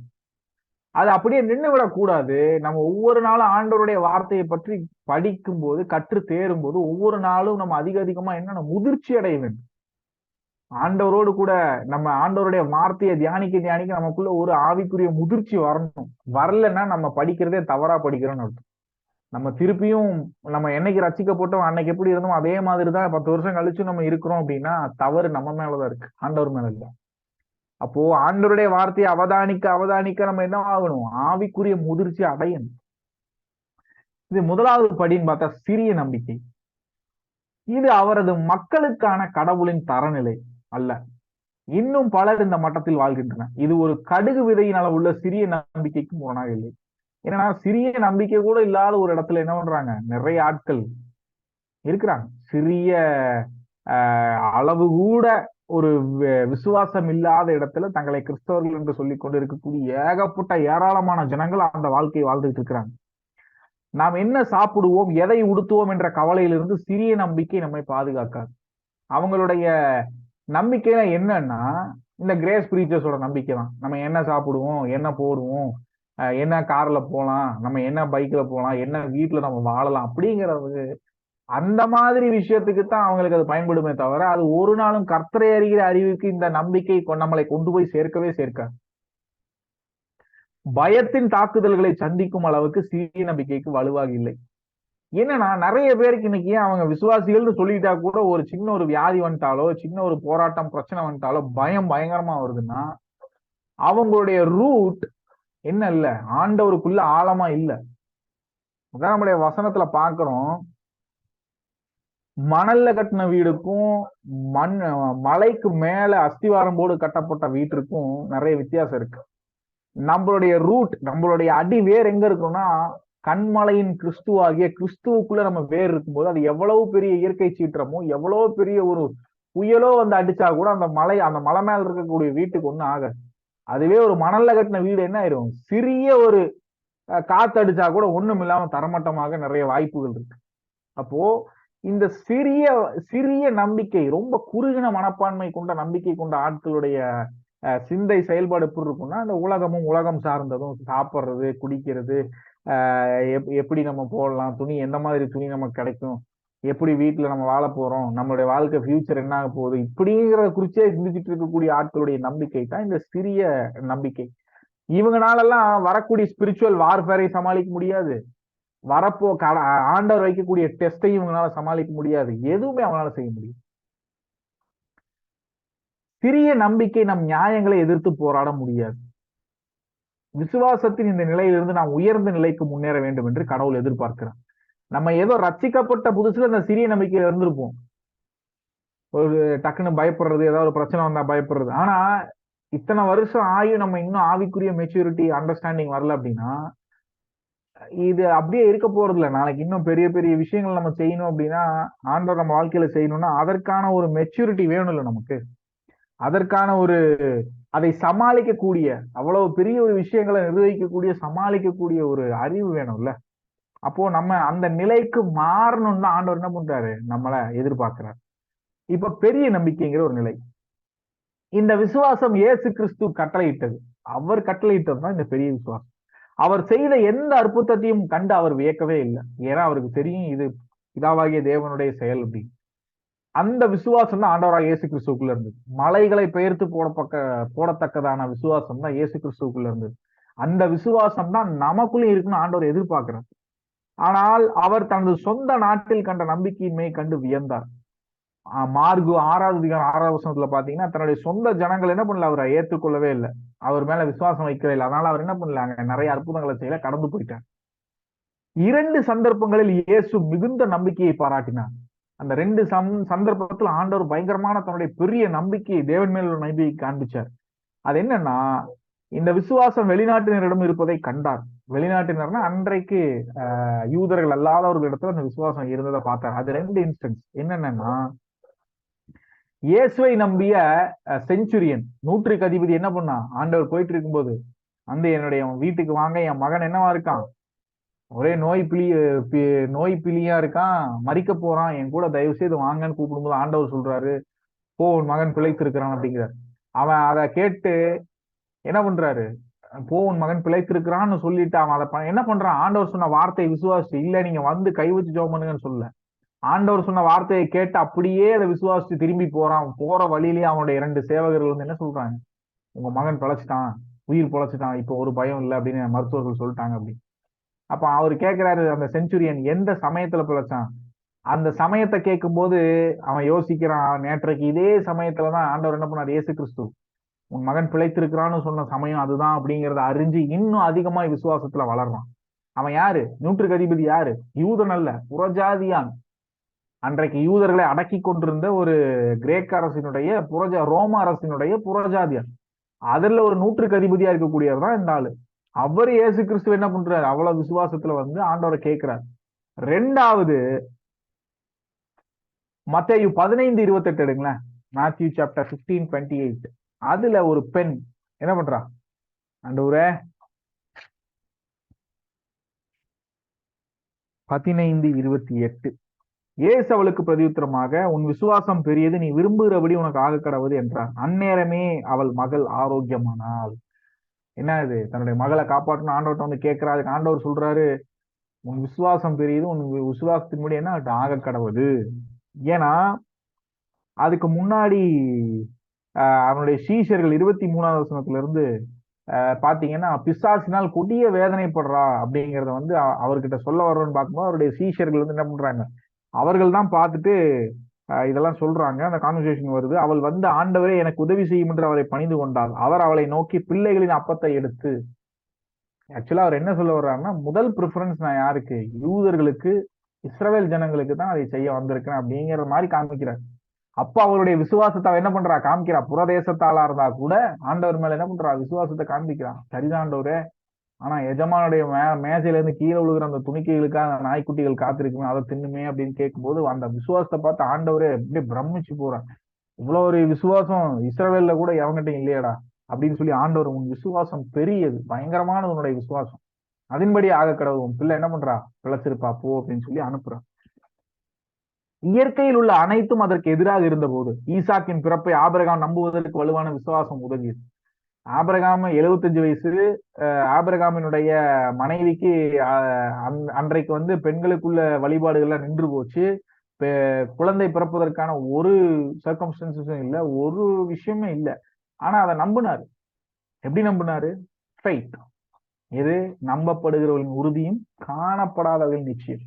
அவர் புள்ள பிறப்பான், எனக்கு புள்ள பிறந்ததுன்னு அவர் பார்க்கவே இல்லை. ஆனா அதை என்ன பண்றாரு, உறுதியா நம்புறாரு. ஏன்னா அதை சொன்னவர் மேல இருக்கக்கூடிய ஒரு விசுவாசம். அதை சொன்னவர் யெகோவா தேவன், ஆண்டவராகிய இயேசு கிறிஸ்து. அதை நடத்த அவருக்கு என்ன பண்ண முடியும், அவருக்கு வல்லமை இருக்கு. அதை நம்பினார். அதைத்தான் ரோமர் 4:20 பார்க்கிறோம். அடுத்து முழு நம்பிக்கை. இந்த படியில முழு நம்பிக்கை கடவுளிடம் நெருங்கி வருவதில் நமக்கு உதவி அளிக்கிறது. எடுத்துக்காட்டு, இது ஒரு பெரிய காசோலை வங்கியில் செலுத்துபவருக்கு தைரியமாக வழங்குவது போன்றது. ஏனென்றால் அதை எழுதிய நபர் நாங்கள் அறிவோம், அவருடைய வங்கி கணக்கு எங்களுக்கு தெரியும். எபிரேயர் 10:28 நமக்கு சொல்லுது, விசுவாசத்தின் முழுமையுடன் உண்மையான இருதயத்தோடு நெருங்கி வருவோம் அப்படின்னு.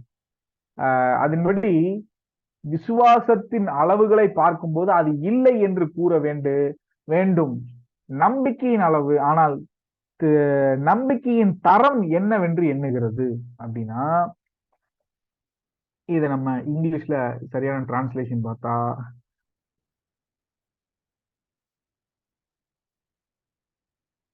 degrees of faithல fullness of faith. Fullness of faith gives us confidence in drawing near to God. கர்த்தரிடத்துல நெருங்கி வருவதற்கு இந்த முழுமையான நம்பிக்கைன்னு உதவுது. It's like a boldly presenting a large check to the bank teller because we know the man who wrote it and we know his bank account. So இது எப்பேற்பட்டதான்னா, ஒரு பேங்க்குக்கு நம்ம ஒரு பெரிய தொகையை செலுத்த போறோம். அங்க போயிட்டு நம்ம யார்கிட்ட கொடுக்குறோமோ அவங்க கிட்ட கொடுக்கறது இல்லை, அவங்களுடைய வங்கி கணக்குல போட போறோம். இது அங்க போயிருன்ற நம்பிக்கை நமக்கு இருக்கு. புரிஞ்சா? நம்ம ஒரு விஷயத்த நம்புறோம், அந்த பேங்க்ல இருக்கக்கூடிய டெல்லர் கிட்ட போய் பணம் காசோல கொடுக்குறோம், செக்கை கொண்டு போய் கொடுக்குறோம், இல்லைன்னா செலானை ஃபில் பண்ணி கொடுக்குறோம். அவங்க என்ன பண்றாங்க, அதை பார்த்துட்டு எந்த அக்கௌண்ட்டுக்கு போடணுமோ அதை அவங்க போட்டு விட்டுருவாங்க, அது போயிரும் அப்படிங்கிறது 100% நம்ம நம்புறதுனாலதான் அவங்க கிட்ட கொண்டு போய் அவ்வளவு பெரிய தொகையை கொடுக்குறோம். ஸோ இட்ஸ் லைக் அந்த மாதிரியான ஒரு நம்பிக்கை தான் இந்த ஃபுல்னஸ் ஆஃப் ஃபெய்த். எபிரேயர் 10:22 நமக்கு சொல்லுது, let us draw near with a true heart in fullness of faith. நம்மளுடைய முழு இருதயத்தோட என்ன பண்ணுவோம், ஆண்டவரிடத்துல நெருங்குவோம், கிட்டி சேருவோம் வாங்க அப்படின்னு எபிரேயர்ல சொல்ற மாதிரி. In looking the degree of faith is must be started. That is not the quantity of faith but the quality of faith that counts. நம்ம கிட்ட இருக்கக்கூடிய விசுவாசத்தினுடைய அளவு எவ்வளவு இருக்கு, எவ்வளவு விசுவாசிக்கிறோம் அப்படிங்கிறத பொறுத்தது இல்ல, நம்மளுடைய விசுவாசத்தினுடைய குவாலிட்டி ஆஃப் ஃபெய்த். எந்த ஒரு பிரச்சனை, எந்த ஒரு பயமும் நம்மளுடைய விசுவாசத்தை கவிழ்த்து போட முடியாத ஒரு ஃபெய்த் தான் ஆண்டவர் பாக்குறாரே தவிர, எனக்கு அவ்வளவு விசுவாசம் இருக்குன்னு சொல்லி நம்ம விசுவாசத்தினுடைய அளவை பெருசு பண்ணி காமிக்கிறது இல்லை, அதனுடைய குவாலிட்டி. அந்த விசுவாசம் சிறிதளவு கடுகு போன்ற விசுவாசம் இருந்தா கூட அது என்ன மலையை பெயர்க்கத்தக்கதான விசுவாசமா நம்ம கிட்ட இருக்குங்கிறத நம்ம காமிக்கிறோங்களா? ஓகேவா? அடுத்து சோர்ஸ் ஆஃப் ஃபெய்த். நம்பிக்கையினுடைய சோர்ஸ் என்ன, ஆதாரம். நம்பிக்கையின் மூலத்திற்கு 2 பக்கங்கள் உள்ளன இங்கேயும். ஒண்ணு தெய்வீக பக்கம். நம்பிக்கையினுடைய மூலத்திற்கு 2 பக்கம் இருக்கு.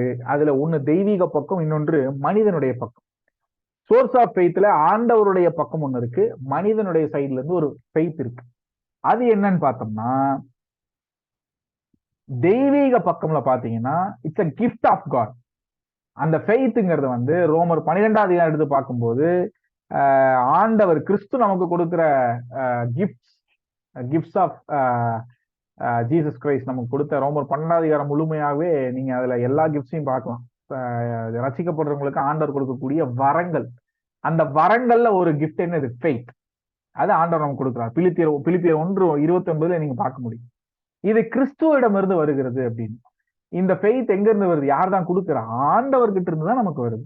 இது பரிசுத்த ஆவியானவரால் நமக்கு என்ன பண்ணுது, விநியோகிக்கப்படுகிறது. நம்ம மேல அவர் தான் கொண்டு வந்து என்ன பண்றாரு, இம்பார்ட் பண்றாரு. கலாத்தியர் 5:22 நீங்க பார்க்கும்போது பரிசுத்த ஆவியானவரால் சபைக்கு விசுவாசிக்கக்கூடிய ஒவ்வொருவருக்கும் கிடைக்கக்கூடிய வரங்கள், ஆவியின் வரங்கள், அதை நீங்க கனிகள்லையும் நீங்க அதை பார்க்க முடியும். விசுவாசம் என்பது பிதா, குமாரன் மற்றும் பரிசுத்த ஆவியின் வேலை. கடவுள் நம் மீது நம்பிக்கை வைக்க விரும்புகிறார், ஆனால் நாம் அவருடைய பரிசுத்த ஆவியை எதிர்க்கிறோம். கடவுள் என்ன பண்றாரு, நம்பிக்கையின் ஆசிரியர். அவர் நம்பிக்கையை மனிதனுக்குள் வைக்கிறார். ஆனால் நம்பிக்கை கடவுளால் அருளப்பட்டாலுமே ஒரு நிபந்தனைக்கு மட்டுப்படுத்தப்பட்டது. நம் விருப்பம் நாம் எதிர்க்காவிட்டால் பரிசுத்த ஆவியான நம் இருதயங்களில் விசுவாசத்தை உண்டாக்குவார். ஏன்னா விசுவாசம் என்பது பிதா, குமாரன், பரிசுத்த ஆவியான மூவரையும் விசுவாசிப்போம் விசுவாசம். அவர் செய்த வேலை, நம்முடைய ரட்சிப்புல பிதாவினுடைய வேலை என்ன, குமாரனுடைய வேலை என்ன, பரிசுத்த ஆவியானவர் செய்து கொண்டிருக்கக்கூடிய வேலை என்ன என்பதை அறிந்து விசுவாசிப்பதான் நம்முடைய விசுவாசம். அந்த நம்பிக்கையை வைக்கத்தான் ஆண்டவர் என்ன பண்றாரு, விரும்புறாரு.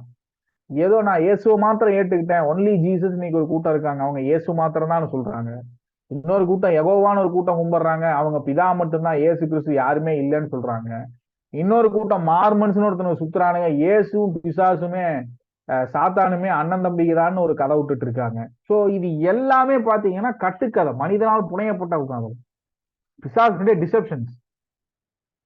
விசுவாசம்னா எப்படி இருக்கணும், பிதா, குமாரன், பரிசுத்த ஆவியானவர். எபேசியர்கள் 1ஆம் அதிகாரம் எடுத்து நீங்க வாசிக்கும் போது முதல் 10 வசனங்கள்ல பிதா நம்மளுடைய வாழ்க்கையில சால்வேஷன் என்ன செஞ்சாரு, குமாரனை கொண்டு என்னெல்லாம் செய்ப்பிச்சாரு, பரிசுத்த ஆவியானவர் இப்ப என்னெல்லாம் செஞ்சு நம்மளை முத்தரிச்சிட்டு இருக்காருங்கிறத குறிச்சு எபேசியர் 1ஆம் அதிகாரத்துல நீங்க தியானிக்க முடியும், வாசிக்க முடியும்.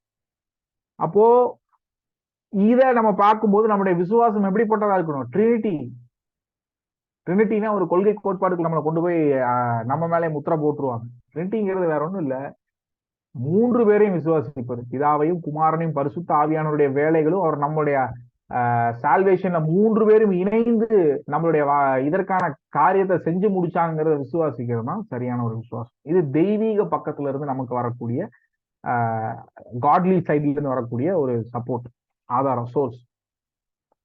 மேன்லி நம்ம சைட்ல இருந்து, மனித பக்கத்துல இருந்து நம்ம செய்யக்கூடிய எடுக்க வேண்டிய விசுவாசத்தினுடைய முறைகள்.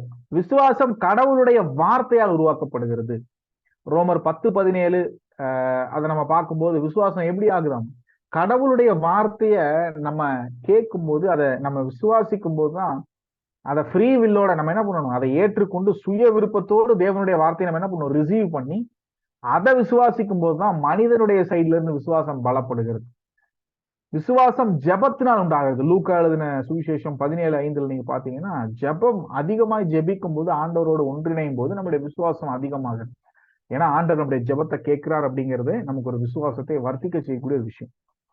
புரிந்து கொள்ள முடியாத அளவுக்கு வளமான சொர்க்கத்திற்கும், விவரிக்க முடியாத அளவுக்கு ஆன்மீக ரீதியில் ஏழ்மையில் இருக்கும் பூமிக்கும் இடையிலான பரிமாற்ற ஊடகம் நம்பிக்கை.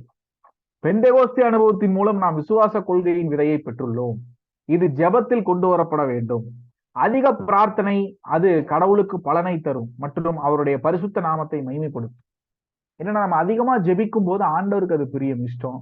அது அவருடைய நாமத்திற்கு என்ன கொண்டு வருது, மகிமையை கொண்டு வருது.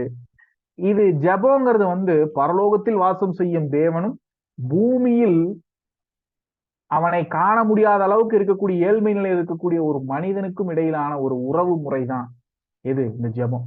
இவன் பரலோகத்தில் வீற்றிருக்கக்கூடிய அந்த காணப்படாத தேவனை, காணாத தேவனை விசுவாசிச்சு அவரோடு கூட பேசுகிற ஒரு அனுபவம், அவரோடு கூட உறவு கொண்டாடுகிற ஒரு அனுபவம் தான் எது, ஜெபம். ஏதோ நம்ம தீஞ்ச டேப் ரெக்கார்டர் மாதிரி டெய்லியும் ஒன்னையே சொல்றது ஜெபம் இல்ல. ஜெபங்கிறது it's a two way of communication. நம்ம ஆண்டவர்கிட்ட பேசணும், ஆண்டவர் நம்ம பைபிள் தியானிக்கும் போது அவர் நம்ம கிட்ட பேசுவார். நம்ம ஆண்டவர் பேசுறதே கேட்காம நம்ம மட்டுமே பேசிட்டு இருக்க முடியாது. அப்ப என்னவும் பண்ணணும், ஆண்டவர் பேசுறத கேட்டு நம்மளுடைய இருதயத்தை அதற்கு ஸ்திரப்படுத்தி அப்புறம் நமக்கு ஆண்டவர்கிட்ட பேசணும். அப்பதான் அந்த ஜெபத்திற்கு ஆண்டவர் என்ன பண்றாரு, பதில் கொடுக்குறாரு. இல்லாம நம்ம இஷ்டத்துக்கே ஏதாவது ஒண்ணு பேசிட்டு இருக்கோம் அப்படின்னா ஆண்டவர் அதை கேட்க மாட்டார். அதை கேட்கறதுக்கு அவருக்கு விருப்பமும் இருக்காது. ஏன்னா பாவிகளுடைய ஜெபம் ஆண்டவருக்கு அருவருப்பானதுன்னு வசனம் சொல்லுது. ஓகேவா? விசுவாசத்தை பற்றி நீங்கள் தெரிந்து கொள்ள வேண்டிய 5 விஷயங்கள். விசுவாசத்தை பற்றி நம்ம தெரிந்து கொள்ள வேண்டிய ஒரு 5 விஷயங்கள் இருக்கு. அது என்னன்னு பாத்தீங்கன்னா, நாம் விசுவாசத்தினால் ரட்சிக்கப்படுகிறோம். அந்த விசுவாசத்தை கொண்டுதான் நம்ம என்ன பண்றோம், ரட்சிக்கப்படுறோம். நமது ரட்சிப்பு முழுவதும் கடந்த காலம், நிகழ்வு காலம் மற்றும் எதிர்காலம் ஆகியவற்றை விசுவாசத்தை சார்ந்தது. ரட்சிப்புங்கிறது ஏதோ நடந்து முடிஞ்ச ஒரு விஷயம் இல்ல. ரட்சிப்புங்கிறது நம்ம கடந்த காலத்துல இருந்தும் நம்மளுடைய பாவங்கள்ல இருந்து கழுவப்பட்டு ரட்சிக்கப்பட்டிருக்கோம். இப்ப நிகழ்காலத்துல நம்ம என்னவா இருக்கும், ஆண்டவருக்கு விருப்பமான வாழ்க்கையை வாழ்ந்து கொண்டிருக்கோம். ஃபியூச்சர்ல நம்ம பாவம் இல்லாத ஒரு உலகை சுதந்திரிக்க போகிறோம் அப்படிங்கிறதான ஒரு விசுவாசம் அதுல அடங்குது.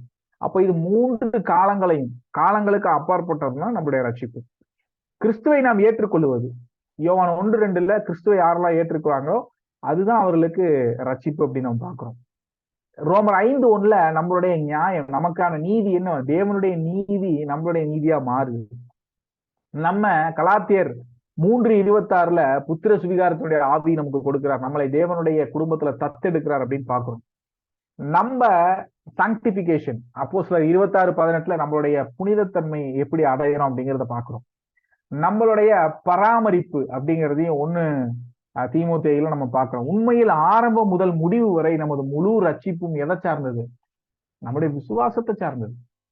ஆரம்பம் முதல் முடிவு வரை இந்த பூமியை விட்டு நம்ம போகிற வரைக்கும் அப்படி இல்ல, கர்த்தருக்கு சித்தமான கர்த்தர் நம்ம இந்த வாழ்கிற நாட்களே அவர் வந்துட்டார் அப்படின்னா அவரை பார்த்து நம்ம டிரான்ஸ்ஃபார்ம் ஆகுற வரைக்கும், அது வரைக்கும் நம்மளை கீப் பண்ணி கொண்டு நம்மளை கீப் மூவிங் ஃபார்வர்ட் பண்ணக்கூடியது எதுனா நம்மளுடைய விசுவாசம், நம்பிக்கை. நாம் நம்பிக்கை மூலம் என்னவாகிறோம், சுரண்டுகிறோம். It's not a சுரண்டுகிறோம். இதை நம்ம கரெக்டா இங்கிலீஷ்ல பார்த்தா we do exploits through faith. எக்ஸ்ப்ளாய் பண்றோம், we march forward. நம்ம இன்னும் அதை என்ன பண்றோம்னா கிரைண்ட் பண்றது, இன்னும் அதிகமா அப்படியே டெம்பரன்ஸ் எல்லாம் காமிச்சு நம்ம என்ன பண்றோம், இன்னும் ஃப்ரண்ட்ல போறோம் அப்படிங்கிறது தான் எக்ஸ்ப்ளாய்ட்ஸ் த்ரூ ஃபெய்த். எக்ஸ்ப்ளாய்ட் பண்றோம், தமிழ்ல டிரான்ஸ்லேஷன் சுரண்டுகிறோம் இருக்கு. கடவுளுடைய வார்த்தை நமக்கு சொல்லுகிறது, விசுவாசிக்கிறவனுக்கு எல்லாம் கூடும், மேலும் நாம் எதை கேட்டாலும் அது நிறைவேறும் என்று நம்பி ஜபத்தில் கேட்டால் அது நிறைவேறும் என்று மத்தேயு 21:22 பார்க்கிறோம். கிறிஸ்து நமக்குள் கூறுகிறார். யோவான் 14:12 பாருங்களேன், உண்மையாகவே நான் உங்களுக்கு சொல்லுகிறேன், என்னை விசுவாசிக்கிறவன் நான் செய்யும் கிரியைகளையும் அவனும் செய்வான், மேலும் இதனை காட்டிலும் பெரிய கிரியைகளும் அவன் செய்வான் அப்படின்னு ஆண்டவர் சொல்றார். நான் பிதாவினிடத்துல போகிறேன், இவ்வாறான நம்பிக்கையின் விளைவுகளை சிறப்பாக காணலான்னு எபிரேயர் 11:32 முதல் 40 வசனத்துல என்ன பண்றோம் நம்ம பாக்குறோம். விசுவாசத்தின் மூலம் கடவுளில் நமது வரம்புகள் நமக்கு மட்டுமே உட்பட்டவை. ஏன்னா நம்ம விசுவாசிக்கிறதுனால ஆண்டவர் என்ன சொல்றாரு, விசுவாசத்தை கொண்டு நான் எப்படி அற்புத அடையாளங்கள் செஞ்சேனோ என்னை விசுவாசிக்கிறோம் இதே மாதிரி அற்புத அடையாளங்களை செய்வான், இதனை காட்டிலும் பெரிய காரியங்களை செய்வான். ஆண்டவர் என்ன பண்றாரு, அந்த விசுவாசத்தை குறிச்சு ஆண்டவர் அப்படி பேசுறாரு. அப்போ அதை விசுவாசிக்கிறவர்கள் என்ன பண்றாங்க, நிறைய பேர் இன்னைக்கு இல்ல, பழைய காலத்துல இருந்து நீங்க எடுத்து பாத்தீங்கன்னா ஆண்டவருக்கு முன்பாகவும் சரி ஆண்டவருக்கு பின்பாகவும் சரி எவ்வளவு பேர் பயங்கரமான பவுல், பேதுரு, நிறைய பேர் பயங்கரமான ஒரு அற்புத அடையாளங்கள்லாம் பண்ணியிருக்கிறாங்க, பெரிய பெரிய விஷயங்களை செஞ்சிருக்கிறாங்க. நிறைய மிஷினரிகள், வெளியில தெரியாத, கேமராவை வைத்து படம் பிடிக்க முடியாத மிஷினரிகள் எவ்வளவோ பெரிய இயற்கைக்கு அப்பாற்பட்ட அற்புத அடையாளங்கள்லாம் செஞ்சிருக்காங்க. நமக்கு அது தெரியறது இல்லை. அந்த நம்பிக்கையின் மூலம் தான் என்ன பண்றாங்க, எக்ஸ்ப்ளாய் பண்றாங்க. நாம் விசுவாசத்தின் மூலம் வளர்கிறோம். இந்த விசுவாசம் இன்னொன்னு என்ன பண்ணுதுன்னா நம்மளை வளர்த்துது.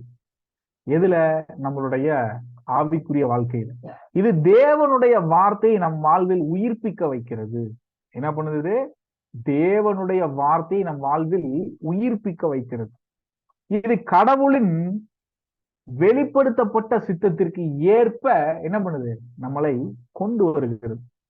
இந்த விசுவாசம் நம்மள என்ன பண்ணுன்னா தேவனுடைய வார்த்தை நம்ம உயிர்ப்பிக்க வை. தேவன் நம்மளுடைய வாழ்க்கையில என்னெல்லாம் பண்ணணும்னு அவரு திட்டம் பண்ணி வச்சிருக்காரோ நம்ம அதை ஆவியெல்லாம் அணைச்சு போட்டு நம்ம என்ன பண்ணிட்டோம், தண்ணியை ஊத்தி அணைச்சுட்டோம், குவென்ச் பண்ணிட்டோம். ஆண்டவர் இந்த விசுவாசத்துல நம்ம வளர வளர அந்த திட்டங்கள்லாம் உயிர்ப்பிக்குது. மீண்டும் அதற்கான துளிர் விடுறது, மீண்டும் அதை ஆண்டவர் கட்டி எழுப்பக்கூடிய விஷயங்கள்லாம் எப்பதான் நடக்கும். நம்மளுடைய வாழ்க்கை ஆண்டவர் எப்பதான் ரீபில்ட் பண்ண முடியும்னா நம்ம விசுவாசத்துல வளர வளர. விசுவாசத்துல அதிகமாய் ஆண்டவரோடு நம்ம கிட்ட நெருங்க தான் ஆண்டவர் நம்மளுடைய வாழ்க்கையை என்ன பண்ண முடியும், ரிஸ்டோர் பண்ண முடியும், ரீபில்ட் பண்ண முடியும். நம்மளை எடுத்து ஆண்டவர் எந்த பாத்திரமா நிக்க வைக்கணும், எந்த பாத்திரமா வச்சு பயன்படுத்தணும் ஆண்டவர் நினைக்கிறாரோ, ஒரு பிளேட்டாவோ இல்ல ஒரு பவுலாவோ இல்ல ஒரு திராட்சரசம் குடிக்கிற ஒரு கப்பாவோ ஆண்டவர் எப்படி நம்மளை பயன்படுத்தணும்னு நினைக்கிறாரோ அப்படி பயன்படுத்துவதற்கு என்ன பண்ண முடியும், அந்த விசுவாசம் தான் நமக்கு உதவியா இருக்கும். இது கடவுளின் வாக்குறுதிகள் மற்றும் ஆசீர்வாதங்கள் நம் வழியாக ஓடுவதை சாத்தியமாக்குறது. இந்த விசுவாசம் தான் ஆண்டவர் நம்மளுடைய வாழ்க்கையில செய்யணும்னு நினைக்கிற அனைத்து ஆசீர்வாதங்களும் சரி, எந்த காரியம் நம்ம கொடுக்கணும்னு சரி, இதுதான் அந்த விசுவாசம் தான் அதை சாத்தியமாக்கும். அதன் வாய்ப்புகள் வரம்பற்றவை. வைத்திருக்கிறவங்களுக்கு, விசுவாசம் இருக்கிறவங்களுக்கு அதை நம்ம ஒரு வரைமுறைக்குள்ள போட்டு அடைக்கவே முடியாது. ஏன்னா அவ்வளவு பெரிய காரியங்கள் ஆண்டவர் அவங்களுக்கு செய்ய வல்லவரா இருக்கு. எடுத்துக்காட்டுக்கு யோசுவா தன்னுடைய கையை தூக்கிட்டு, சூரியனே நீ ஆயிலன் மேலும், சந்திரனே நீ அந்த பட்டணத்தின் மேல் நில்லுன்னு சொல்லப்போ ஆண்டவர் என்ன பண்ணாரு, ஒரு மனிதனுடைய சொல்ல கேட்டு அதுக்கு முன்னாடி அப்படி நிறுத்தினதே கிடையாது, அதுக்கப்புறம் கிடையாது. ஆண்டவர் என்ன பண்ணாரு, யோசுவாவினுடைய விசுவாசத்தின்படி சூரியனையும் சந்திரனையும் ஒரு நாள் ஃபுல்லா நிறுத்தினார். ஏன்னா இஸ்ரவேல் ஜனங்கள் போர் பண்ணிட்டு இருக்காங்க அப்படின்ட்டு. அதன் வேலை நமது கிறிஸ்தவ வாழ்க்கை மற்றும் அனுபவத்தின் ஒவ்வொரு பகுதியும் பலப்படுத்துகிறது. விசுவாசத்தினுடைய முக்கியமான வேலை நம்ம சோர்ந்து போகும்போது நம்மளை கட்டி எழுப்புறது, ஆண்டவருடைய வசனத்தை நமக்கு ஞாபகப்படுத்தி இதைத்தான் நீ விசுவாசிக்கிற, அந்த விசுவாசத்துக்காக தான் நீ ஓடிட்டு இருக்க அப்படின்னு நம்மளை ஓட வைக்கக்கூடிய ஒரு விஷயம், நம்மளை கட்டி நடத்தக்கூடிய ஒரு விஷயம் எதுவாக இருக்கு, நம்மளை பலப்படுத்துகிற விஷயம் நம்மளுடைய ஃபெய்த். நாம் அதை எவ்வளவு அதிகமாக பயன்படுத்துகிறோமோ அவ்வளவு வலுவாக வளர்கிறோம். நம்ம விசுவாசத்தை நம்மளுடைய வாழ்க்கையில பிராக்டிஸ் பண்ணாதான் நமக்கு வளர்ச்சிங்கிறதே இருக்கும். எடுத்துக்காட்டா மாறா நம்ம எவ்வளவு வருஷமா கிறிஸ்தவர்களா இருக்கோங்கிறது நமக்கு வளர்ச்சியை கொண்டு வராது. நம்ம விசுவாசத்தை எவ்வளவு யூஸ் பண்றோம், எப்படி விசுவாசத்தை காண்பிக்கிறோங்கிறதான் நம்ம அடுத்தடுத்த நிலைக்கு நம்மளை கொண்டு போகும். அப்படிங்கிறதான் இந்த ஃபெய்த் அப்படிங்கிற சாப்டர்ல இருந்து நம்ம ஸ்டடி பண்ணணும். அடுத்து சாப்டர் 10 எலெக்ஷன், தேர்தல். தேர்தல்னா இது ஏதோ நம்ம ஸ்டேட் எலெக்ஷன், இந்த பார்லிமெண்ட் எலெக்ஷன் கிடையாது. இந்த எலெக்ஷன் ஆண்டவர் நம்மளை தேர்ந்தெடுக்கக்கூடியது. அது என்னன்னு பார்த்துட்டு இதோட நம்ம இந்த கிளாஸை முடிப்போம். சாப்டர் 10 எலெக்ஷன், தேர்தல் அப்படின்னா என்னன்னு அவரோட டெபினிஷன் பார்த்தீங்கன்னா, இந்த வார்த்தையின் வரையறை குறித்து ஹென்றி சி தியேசர் பின்வருமாறு கூறுகிறார். அவர் ஒரு ஆத்தர். தேர்தல் என்பதன் மூலம் கிருபையில் கடவுளின் இறையாண்மையான செயல் என்று அர்த்தம். எலெக்ஷன்ங்கிறது ஆண்டவர் ஒரு இறையாண்மையான தியாலஜிக்கல் டேர்ம் தான் எலெக்ஷன் சொல்லும். தியாலஜிக்கல் டேர்ம்னா இறையத்துவம் படிக்கிறவங்க, நீங்க எல்லாம் இப்ப இறையத்துவம் தானே படிக்கிறீங்க. இறைவனை குறித்து படிக்கிறதான படிப்பு, அதைத்தான் அதுல வரக்கூடிய ஒரு டெர்மினாலஜி, ஒரு வழக்கு சொல் என்னன்னா எலெக்ஷன் அப்படின்னு நம்ம சொல்லுவோம். அத செயல் என்று அர்த்தம், இறையாண்மையான செயல் என்று அர்த்தம். அது கடவுளுடைய செயல். எலெக்ஷன்ங்கிறது நம்ம யாரும் எலெக்ட் பண்ண முடியாது. நம்ம வந்து எலெக்ஷன்ல போய் ஓட்டு போட்டு வேணா எலெக்ட் பண்ணலாம். ஆனா நம்மளுடைய லைஃப்ல என்ன நடக்கும், நம்மளை எலெக்ட் பண்றவர் யார் தான்? ஆண்டவராகிய இயேசு கிறிஸ்து. இதன் மூலம் அவர் என்ன பண்றாரு? கிறிஸ்து இயேசுவில் ரட்சிப்புக்காக தேர்ந்தெடுக்கிறார். கிறிஸ்து இயேசுவுக்குள்ளாக நம்ம யாரையெல்லாம் ரட்சிக்கணும்னு ஆண்டவர் தான் என்ன பண்றாரு? He chooses and elected.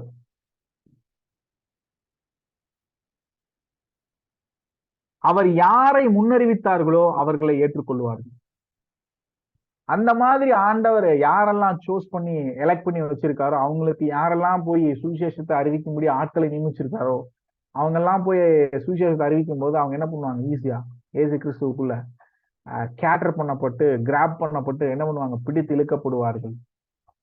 இது ஏதோ எம்எல்எம் ஸ்கீம் மாதிரி இல்ல, ஆண்டவர் எலெக்ட் பண்றது. ஒவ்வொரு ஜனங்களை தனக்காக ஆண்டவர் என்ன பண்றாரு? பக்தி உள்ளவனை தனக்காக தெரிந்து கொண்டாரெல்லாம் வசனம் இருக்குல்ல, அது மாதிரி ஆண்டவர் என்ன பண்றாரு? பக்தி இருந்தாலும் இல்லைன்னாலும் தமக்கு யாரெல்லாம் வேணும் அப்படின்னு ஆண்டவர் நினைக்கிறாரோ நம்மளை பெயர் சொல்லி அழைத்து என்ன பண்றாரு? அவருக்காக தேர்ந்தெடுத்துக்கிறார்.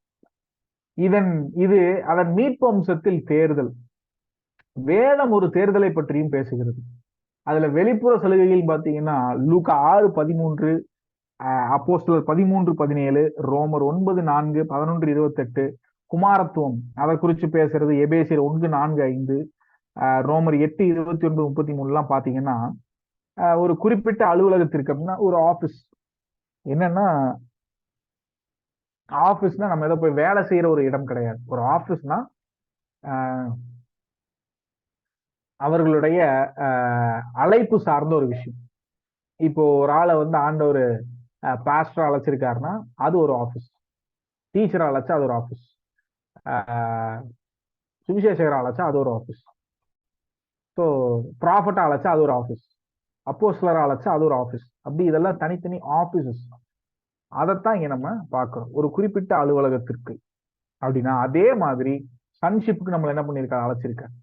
குமாரத்துவத்துக்கு நம்ம இயேசு கிறிஸ்துவின் மூலம் அவருக்கு குமாரன் ஆகிறோம். அந்த ஒரு ஆபீஸ்க்கு நம்மள என்ன பண்ணியிருக்காரு? அழைச்சிருக்கு. மோசஸ் மற்றும் ஆரோன் அவர்களே ஆண்டவர் என்ன பண்ணாரு? பெயர் சொல்லி அழைச்சிருக்காரு. சங்கீதம் 105:26 பார்க்கலாம். சாமுவேல் 1:16-12 தாவீத ஆண்டவர் அபிஷேகம் பண்ணி அழைச்சது நீங்க பாக்குறீங்க. செலக்ட் பண்ணதை, எலெக்ட் பண்ணதை. சாலமனை 1 ராஜாவா எலெக்ட் பண்ணதை நீங்க பாக்குறீங்க. அப்போஸ்தலர்களையும் எலெக்ட் பண்ணதை நீங்க எங்க பார்க்கலாம்? லூக்கா 6:13 யோவான் 6:70 நீங்க பார்க்க முடியும். எல்லாமே ஆண்டவர் தேர்ந்தெடுத்த விஷயங்களை நீங்க பாக்குறீங்க. ஆனால் எங்கள் ஆய்வில் நாம் தேர்தலை ரட்சிப்புடன் தொடர்புடையதாக கருதுகிறோம். ஆனா நம்ம இவங்களுடைய ரிசர்ச்ல இந்த ரட்சிப்புடன் இந்த தேர்தல் எலெக்ஷன் தொடர்புடையது, ஒன்றோடு ஒன்று ரிலேட்டா இருக்கிறத இவங்க பாக்குறாங்க அப்படின்னு நினைக்கிறாங்க. அதுல பி பாத்தீங்கன்னா தேர்தல் மற்றும் முன்னறிவிப்பு, அதாவது 1 பேதுரு 1:2, எபேசியர் 1:4-6 பாத்தீங்கன்னா தேர்தல் மற்றும் முன்னறிவிப்பு. தேர்தல்னா எலெக்ஷன், எலெக்ட் பண்றது உங்களை முன்னே அறிந்து. ரோமர் 8:24-28 வாசிங்கன்னா எவர்களை தன்னுடைய பிதாவின் பிதா என்ன பண்றாரு? குமாரனுடைய சாயலுக்கு ஒப்பாய் எவர்களை முன்னறிந்தாரோ அவர்களை முன்குறித்தும் இருக்கிறார். என்ன பண்ணாரு? சூஸ் பண்ணி இருக்கார். எவர்களை முன்குறித்தாரோ அவர்களை அழைத்தும் இருக்கார். அவர்களை கால் பண்ணார். எவர்களை அழைத்தாரோ அவர்களை என்ன பண்ணாரு? நீதிமான்களாக்கியும் இருக்கார். ஜஸ்டிஃபை பண்றாரு. ஜஸ்டிபிகேஷன்ல எவர்களை நீதிமான்களாக்கினாரோ அவர் என்ன பண்ணியிருக்காரு? மகிமைப்படுத்தியும் இருக்கிறார். அவங்களை என்ன பண்ணியிருக்காரு? மகிமைப்படுத்தியும் இருக்கிறார். அவர்களை தேவனோடு கூட குமாரத்துவம் என்ற ஒரு ஃபேமிலிக்குள்ள அடாப்ட் பண்ணி அவங்கள மகிமைப்படுத்துறாரு. குமாரனாய கிறிஸ்துவ எந்த அளவுக்கு மகிமைப்படுத்துற அதே போல அவர்களே மகிமைப்படுத்த போறேன் அப்படிங்கிறார். அதுதான் அந்த வசனத்தினுடைய அர்த்தம். இந்த வசனங்கள் வார்த்தைகளை பயன்படுத்துகின்றன. தேர்ந்தெடுக்கப்பட்ட, முன்னர் தீர்மானிக்கப்பட்ட அல்லது தேர்ந்தெடுக்கப்பட்ட மற்றும் முன்னறிவிப்பு உலக அஸ்திவாரத்திற்கு முன்பே நாம் கிறிஸ்துவில் தேர்ந்தெடுக்கப்பட்டு இருக்கிறோம் என்பதற்கான அடையாளம். இந்த வசனங்கள்லாம் எதை சொல்லுது அப்படின்னா, தேர்ந்தெடுக்கப்பட்டிருக்கிறோம் அப்படின்னா ஏதோ நேத்துக்கும் முந்தா நேத்துக்கும் ஆண்டவர் நம்மளை தேர்ந்தெடுக்கல. உலகத்தினுடைய ஃபவுண்டேஷன்ஸை போடுறதுக்கு முன்னாடி ஆண்டவர் நம்மளை தேர்ந்தெடுக்கிறார். அதற்கு தான் நான் உங்களை வாசிக்க சொன்னேன். எபேசியர் 1 வாசிச்சு பாருங்க அப்படின்னு. அப்போ ஆண்டவர் இந்த உலகத்தை உண்டாக்குவதற்கு முன்பதாகவே இத்தனாயிரம் வருஷத்துக்கு பின்னாடி வரக்கூடிய நம்மளுடைய சந்ததிகள் ஆண்டவருடைய இருதயத்துல இருந்திருக்கிறோம். அவருடைய போர் நாலேஜ்ல இருந்திருக்கும், முன்னறிவுல இருந்திருக்கும். அதனாலதான் ஆண்டவர் என்ன பண்ணியிருக்காரு, நம்மளை பிறக்க வச்சாரு, நம்மளை ரட்சிப்புக்குள்ள கொண்டு வந்தாரு, நம்மளுடைய பிள்ளைகளை பெற்று நம்ம பிள்ளைகளை நம்முடைய சந்ததிகளை சரியா ஆண்டவர் அறிகிற அறிவுல வளர்த்துவதற்கு நம்மளை கொண்டு வந்து நிறுத்தியிருக்காரு. அது ஏன், ஆண்டவருடைய சிந்தையில அப்பவே நம்ம இருந்தோம் அப்படிங்கிறது தான் ஒரு பயங்கரமான ஒரு உண்மை. முன்னறிவிப்பு என்பது சாதாரண முன்னறிவிப்பு இல்லை. என்னன்னா, தேர்தல் என்பது கடவுளின் முன்னறிவை அடிப்படையாக கொண்டது. கடவுளின் அழைப்புக்கு பதிலளிப்பவர்கள் தேர்ந்தெடுக்கப்பட்டவர்கள் அல்லது முன்னரே தீர்மானிக்கப்பட்டவர்கள்.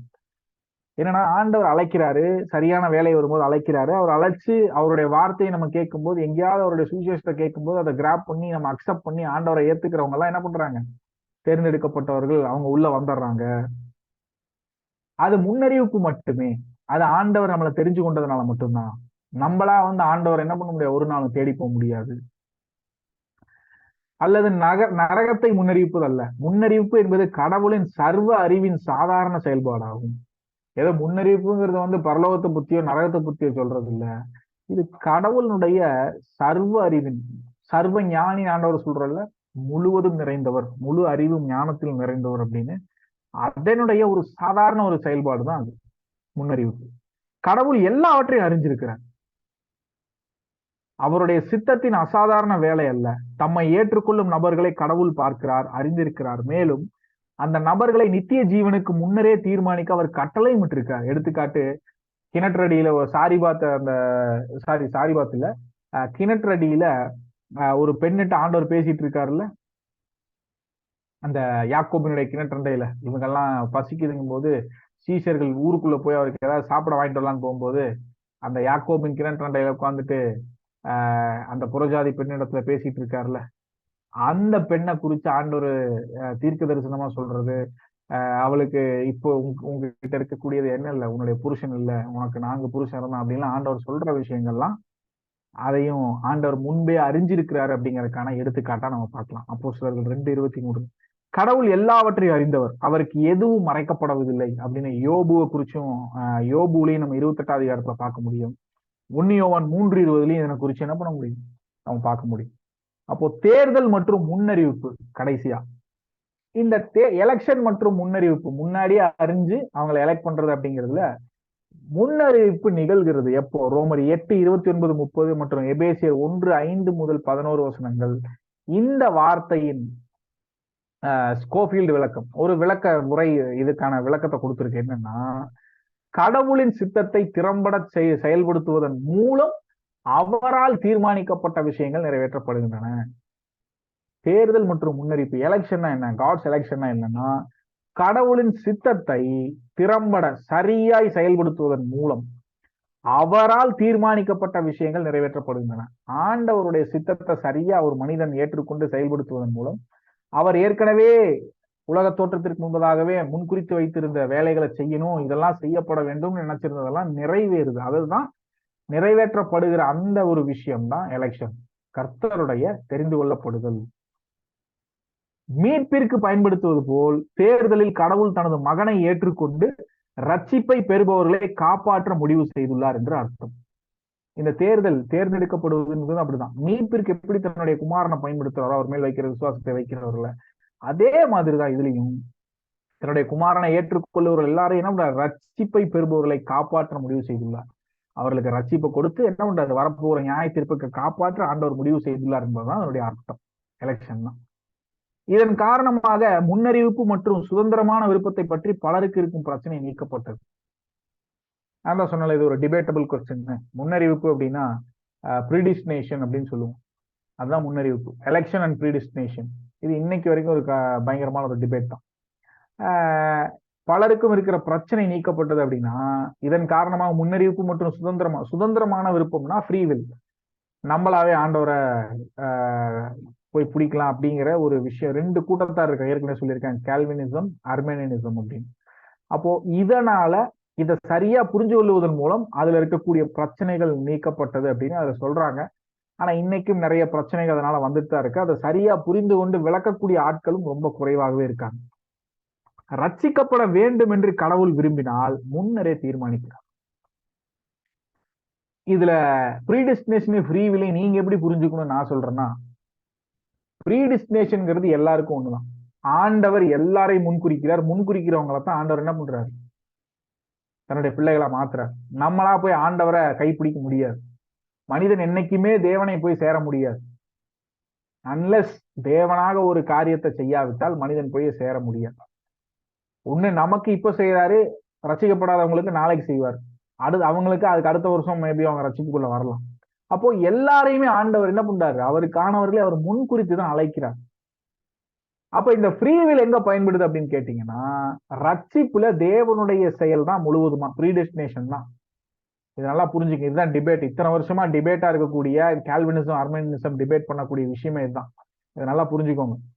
அப்ப ப்ரீடெஸ்டினேஷன்னா ஆண்டவர் முழுவதுமாக ஆண்டவரை சார்ந்தது. அவர் தான் நம்மளை தேர்ந்தெடுக்கிறார். யார் அவருடைய பிள்ளைகளா இருக்கணும், யார் அவரை தொழுது கொள்ள வேண்டும் என்று ஆண்டவர் தான் தீர்மானிக்கிறார். அப்ப நீங்க கேட்கலாம், ஆண்டவர் அப்படின்னா ஒருவரும் கெட்டு போகாமல் அனைவரும் ரட்சிக்கப்பட வேண்டும் என்று மிகுந்த பொறுமையுள்ளவரா இருக்காருன்னு பேதுரு சொல்றாரு அப்படின்னா, ஆமா அதுவும் உண்மைதான்.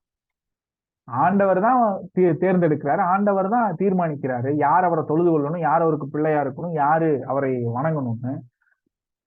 அப்போ ஏன் எல்லாரும் ரட்சிக்கப்படும் நினைக்கிறாருன்னா, அதுதான் ஆண்டவர். அவர் நீதியும் செய்வார், நியாய தீர்ப்பையும் கொடுப்பார், இரக்கமும் காண்பிப்பார், நீதியையும் என்ன பண்ணுவார், வருஷிக்க பண்ணுவாருங்கிறது அவருடைய குணமே. அந்த குணம் எந்த மனுஷனுக்கும் வராது. எந்த மனுஷனும் அந்த குணத்தை என்ன பண்ண முடியாது, நடப்பிக்க முடியாது. ஆண்டவர் மட்டும்தான் நல்லோர் மேலும் தீயோர் மேலும் என்ன பண்றாரு, ஒரே டைம் மழை பெய்ய வைக்கிறார்.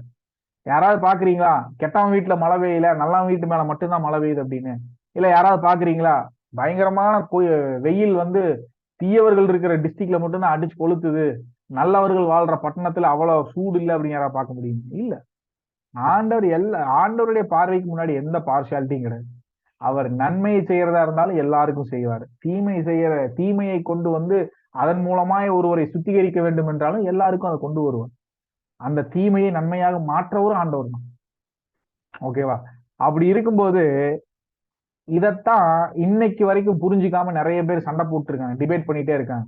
அப்போ அதைத்தான் இப்போ நம்ம புரிஞ்சுக்க போவோம். என்னன்னா, ஆண்டவர் அவர் யாரையெல்லாம் ரட்சிப்புக்குள்ள கொண்டு வரணும்னு நினைக்கிற அவர் எல்லாத்தையும் அவர் ப்ரீடிஸ்டினேட் பண்றாரு, முன்னறிஞ்சு அவங்க என்ன பண்றாரு, எலெக்ட் பண்ணி வைக்கிறார். அப்போ ஆண்டவரின்படி எல்லாருமே ரட்சிக்கப்படணும்னு நினைக்கிறாருன்னா எல்லாரும் எலெக்ட் பண்ணுவாரு. அது அவருடையது, அவரை போய் நம்ம கொஸ்டின் பண்ண முடியாது.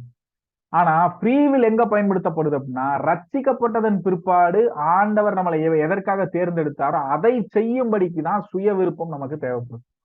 நான் ஏற்கனவே சொன்னேன், ரட்சிக்கப்பட்டதன் பிற்பாடு என்னால் பாவம் செய்ய முடியும், ஆனா நான் செய்ய மாட்டேன். ஏன்? என்னுடைய சுய விருப்பத்தை பயன்படுத்தி கிறிஸ்துவினுடைய மகிமைக்காக நான் வாழ்வேனே தவிர, ரட்சிப்பிற்கு முன்பாக என்னை கட்டி வைத்திருந்த அதே பாவ பழக்கங்களுக்கு நான் மீண்டும் என்னுடைய சுய விருப்பத்தை என்ன பண்ண மாட்டேன், பயன்படுத்த மாட்டேங்கிற இடத்துலதான் நமக்கு சுய விருப்பம் பயன்படுகிறது. புரிஞ்சா? அப்ப ரட்சிப்புங்கிறது முழுவதுமாக மனிதனுடைய சுய விருப்பம் போய் அங்க எதையும் செய்யறது இல்லை. ஆண்டவர் முன்குறிச்சு, அவர் முன்னறிவிச்சு, அவர் நம்மளை அழைக்கிறார். என்னை இன்னைக்கு அழைக்கிறாரு, இன்னொரு ஆத்மாவை நாளைக்கு அழைக்கிறாரு, இன்னொரு ஆத்மாவை 10 வருஷம் கழிச்சு அழைக்கிறாரு. அது அவருடைய டாஸ்க், அவர் செய்யற வேலை. That's none of my business. என்னோட பிசினஸ் இல்ல. ஆண்டவர்கிட்ட போய் நீங்க அவனை 10 வாரம் கழிச்சு அழைச்சிங்க, என்ன ஏன் 50 வருஷத்துக்கு முன்னாடி அழைச்சிங்க அப்படின்னு நம்ம போய் கேட்க முடியாது. புரிஞ்சா? எல்லாருக்கும் ஒரே கூலி தான். இதான் ஊமையா ஆண்டவர் என்ன சொல்றாரு, திராட்சை தோட்டத்துக்கு வேலைக்கு செல்றதுக்கு போய் காலைல 6 மணிக்கு போய் ஒரு கூட்டத்தை கூப்பிட்டு வர்றாரு, மறுபடியும் 12 மணிக்கு ஒரு கூட்டத்தை கூப்பிட்டு வர்றாரு, 3 மணிக்கு ஒரு கூட்டத்தை கூப்பிட்டு வர்றாரு. அப்ப இவனுங்க எல்லாமே எல்லாருமே 9 மணி நேரம் வேலை செஞ்சவன் இல்ல. ஒருத்தன் 9 மணி நேரம் வேலை செஞ்சிருக்கான், ஒருத்தன் 6 மணி நேரம் வேலை செஞ்சிருக்கான், ஒருத்தன் 3 மணி நேரம் வேலை செஞ்சிருக்கான். ஆனா அவங்களுக்கு எல்லாருமே அந்த எண்ட் ஆஃப் த டே அவங்களோட சேலரி என்ன, ஆல் சேம். எல்லாருக்கும் ஒரே சேலரி தான். அப்பதான் அங்க பிரச்சனை வருது. அந்த எஜமான்ட்ட போய் கேட்கறாங்க, என்ன ஆண்டவரு, என்ன எஜமானே, நாங்கெல்லாம் காலையில இருந்து வந்தோம், 3 மணிக்கு வேலைக்கு வந்தவனுக்கு 6 மணிக்கு ஒரு பணம் கொடுக்குறீங்க, 12 மணிக்கு வந்தவனுக்கு ஒரு பணம், நாங்கெல்லாம் காலையில இருந்து வேலை செய்யறோம், எங்களுக்கும் அதே ஒரு பணம். நீ என்கிட்ட என்ன கேட்ட, நீ என்கிட்ட எதுக்கு சம்மதிச்ச? ஒரு பணம் கூலிக்கு சம்மதிச்சேன், அந்த ஒரு பணம் உனக்கு நான் கொடுத்துட்டேன், அவனுக்கும் என்ன கொடுக்கணும்னு நான் தானே முடிவு பண்ணும். அப்போ நான் தாராளமானா இருக்க, நீ வன்கணனா இருக்கலாமான்னு ஆண்டவர் சொன்ன ஊமையினுடைய அர்த்தம் இதுதான். புரிஞ்சா? அந்த ஊமையினுடைய அர்த்தம் என்னன்னா, நீ 10 வருஷத்துக்கு முன்னாடி ரட்சிக்கப்பட்டிருக்கலாம், அவன் வருகைக்கு முன்னாடி 1 நிமிஷத்துக்கு முன்னாடி அந்த சிலுவையில ஒருத்தன் திருடன் மனம் திரும்பினால் அந்த மாதிரி ரசிக்கப்படலாம். அப்போ நம்ம இத்தனை வருஷமா கிறிஸ்தவனா வாழ்ந்துட்டு இருக்கோம், நமக்கு ஆண்டவர் என்ன பண்ணுவாரு, தனி ரூம் கொடுக்கு, அங்க பரலோகத்துல நமக்குன்னு தனி ஒரு பேலஸ் இருக்கும், இவங்களுக்கு எல்லாம் தனி, நம்ம புதிய எருசலேம்ல இருப்போம், இவங்க எல்லாம் புதிய வானத்துல இருப்பாங்க அப்படின்னு கதை கதை கட்டுற மாதிரி கதையெல்லாம் கிடையாதுங்க. ஊழியக்காரங்கனாலும் சரி, விசுவாசிகள்னாலும் சரி, எல்லாருக்கும் கர்த்தருக்கு முன்பாக ஒரே நிலைதான். சொல்ல போனா பவுல் சொல்ற மாதிரி ஊழியக்காரங்கன்னா இன்னைக்கு யாருமே ஊழியத்துக்கு வரமாட்டாங்க. பவுல் என்ன சொல்றாரு, நாங்கள் ஜனங்களுக்கும் தேவதூதர்களுக்கும் வேடிக்கை பொருளானோம், எல்லாருக்கும் தொடைத்து வீசுகிற துணியை போல ஆனோம், கடைசியா படைக்கப்பட்டிருக்கக்கூடிய ஜந்துக்கள் மாதிரி நாங்க ஊழியக்காரங்க இருக்கிறோம்னு பவுல் சொல்றாரு. அந்த சாட்சியை இன்னைக்கு யாராவது சொல்ல முடியுமா, ஊழியக்காரங்கன்னா நாங்க இப்படி இருக்கிறோம் அப்படின்னு? அப்போ இன்னைக்கு இருக்கக்கூடிய ஊழியம் இல்ல, பிசினஸ். ஓகேவா? ஓகே, இதுதான் ஃப்ரீ வில், இதுதான் ப்ரீடிஸ்டினேஷன். இப்போ உங்களுக்கு புரிஞ்சிருக்குன்னு நினைக்கிறேன். இதை விட எளிமையா விளக்க முடியாது யாருனாலும். ப்ரீடிஸ்டினேஷன்ங்கிறது it depends upon God only. சால்வேஷன்ல அவர் தீர்மானிக்காம, அவர் முன்குறிக்காம யாருமே ரசிக்கப்பட முடியாது. இப்போ உங்களுக்கு புரிஞ்சுச்சா? ஃப்ரீ வில்ங்கிறது நம்ம ரசிக்கப்பட்டதன் பிற்பாடு நம்ம சுய விருப்பத்தை பயன்படுத்தி ஆண்டவருக்கு மகிமையா வாழ்றது. இதுதான் ப்ரீடிஸ்டினேஷன் அண்ட் ஃப்ரீ வில். இதை குழப்பிக்காதீங்க. மற்றவங்க குழப்புற மாதிரி நீங்களும் குழப்பிக்கிட்டீங்கன்னா உங்களுக்கும் புரியாது. மறுபடியும் நீங்களும் அதுக்குள்ளேயே போய் குட்டையை குழப்பி சண்டை போட்டுக்கிட்டு இருக்கணும். ரட்சிக்கப்பட வேண்டும் என்று கடவுள் விரும்பினால் முன்னரே தீர்மானிக்கிறார். தேர்ந்தெடுக்கும் அதிகாரம் தனி நபரிடம் உள்ளது. ரட்சிப்பின் வாசலுக்கு வெளியே யார் வேண்டுமானாலும் வரலாம் என்ற வார்த்தையை படிக்கிறோம் என்பதை விளக்குவதன் மூலம் கோட்பாடு விளக்கப்பட்டுள்ளது. நுழைவு வாயிலில் நாம் ரட்சிக்கப்படுகிறோம், பின்னர் கடவுளின் முன்னறிவின்படி என்ன பண்ணுங்க, தேர்ந்தெடுங்கள் என்ற வார்த்தையை படிக்கிறோம். நாம் ரட்சிக்கப்படுவோம் என்று கடவுள் முன்னறிவித்தார், மேலும் பரலோகத்திற்கு நம்மை முன்னறிவித்தார். அவர் எங்கள் விதியை முன்கூட்டியே அறிந்திருந்தார், ஆனால் அதை என்ன பண்ணல, சரி செய்யவில்லை. இங்க தேர்தலின் சத்தியத்தின் வேதபூர்வ விளக்க காட்சியை பார்த்து இதோட முடிகிறோம். வேதபூர்வமான ஒரு விளக்க காட்சி, ஒரு டைப்பாலஜி என்னன்னா, எலெக்ஷன்ங்கிறது, ஆண்டவர் நம்மளை எலெக்ட் பண்றதுங்கிறது கிறிஸ்துவுடனான ஒன்றியத்துடன் தொடர்புடையது, ஒரு ரிலேஷன்ஷிப்போட தொடர்புடையது. ஆண்டவர் எதுக்குதான் நம்மளை அழைக்கிறாரு, கிறிஸ்துவின் மூலம் கிறிஸ்துவுக்குள்ளாக இருந்துதான் நம்ம பிதாவின் இடத்துல போக முடியும். அப்போ ஒரு ரிலேஷன்ஷிப், அதற்காக ஆண்டவர் நம்மை அழைக்கிறார். நாம் கிறிஸ்துவில் தேர்ந்தெடுக்கப்பட்டவர்கள். எபேசியர் 1:4 வாசிக்கும் போது நம்ம கிறிஸ்துவுக்குள் தேர்ந்தெடுக்கப்பட்டவர்கள். கிறிஸ்து மட்டுமே தேர்தல் களம். அந்த இடம் யாரு, தேர்ந்தெடுக்கிறவர் பிதாவாகிய தேவன். தேர்ந்தெடுக்கப்படக்கூடிய இடம் எங்க, கிறிஸ்து தான். கிறிஸ்துவுக்குள் இருந்தா மட்டும்தான் நம்மளை ஆண்டவர் என்ன பண்றாரு, கிறிஸ்துவுக்குள்ள கொண்டு வந்துதான் நம்மளை கொண்டு போக முடியும். நம்மளை தேர்ந்தெடுத்து கிறிஸ்துவுக்குள்ள கொண்டு வர்றாரு. அதற்கப்புறம் தான் நம்மள என்ன பண்ண முடியும், முழுமையடைய கொண்டு போக முடியும். அதுதான் வழி. தேர்தல் என்பது கடவுளின் முன்னறிவுடன் தொடர்புடையது. ரோமர் 9:29, 1 பேதுரு 1:2 பாத்தீங்கன்னா இந்த தேர்தல் அப்படிங்கிறது எதோட தொடர்புடையது, கடவுளுடைய முன்னறிவிப்போடு தொடர்புடையது. அவர் யாரெல்லாம் ப்ரீடிஸ்டினேட் பண்ணாரோ, யாரெல்லாம் முன்னறிஞ்சு வச்சிருந்தாரோ அவங்களெல்லாம் சூஸ் பண்றார். தேர்தல் என்பது கடவுளின் சேவை நோக்கங்களுடன் தொடர்புடையது. எபேசியர் 2:16 பாத்தீங்க, 2:10 பாத்தீங்கன்னா, நாம் எதற்காக, நாம் கிறிஸ்து இயேசுவுக்குள்ளாக நன்மை செய்யும் காரியங்களுக்காக என்ன பண்ணப்பட்டிருக்கோம், நாம் ரட்சிக்க 2:10 வாசிங்களேன், இந்த வாசிக்கிறேன் பாருங்க.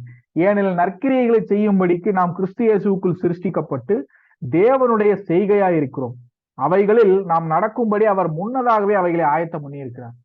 ஏன்னா கிறிஸ்து இயேசுவுக்குள்ள நம்ம படைக்கப்பட்டதே எதுக்குத்தான், நற்கிரியைகளை செய்யும்படிதான் நம்மளை படைக்கப்பட்டிருக்காரு. அப்போ அது நம்மளை ஏற்கனவே டிசைன் பண்ணாம, பிளான் பண்ணாம நம்மளை ஆண்டவர் அழைச்சிருப்பாரா, படைச்சிருப்பாரா? இப்ப யோசிச்சு பாருங்க.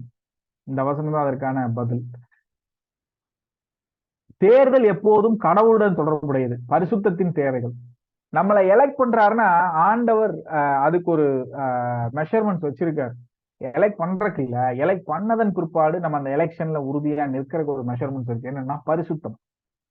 எபேசியர் 1:5, 2 தெசலோனிக்கேயர் 3:13, 1 பேதுரு 1:2 பாத்தீங்கன்னா பரிசுத்தப்படுவதற்கான தேவைகள் தான் ஆண்டவர் என்ன பண்ணிருக்காரு. எபேசியர் 1:5 முதல் 5 வாசிக்கிறோம் பாருங்களேன். பிரியமானவருக்குள் தாம் நமக்கு தந்தருள்ள தம்முடைய கிருபையின் மகிமைக்கு புகழ்ச்சியாக தம்முடைய தயவுள்ள சித்தத்தின்படியே நம்மை கிறிஸ்து இயேசு மூலமாய் தமக்கு சுவீகார புத்திரராகும்படி முன்குறித்திருக்கிறார்.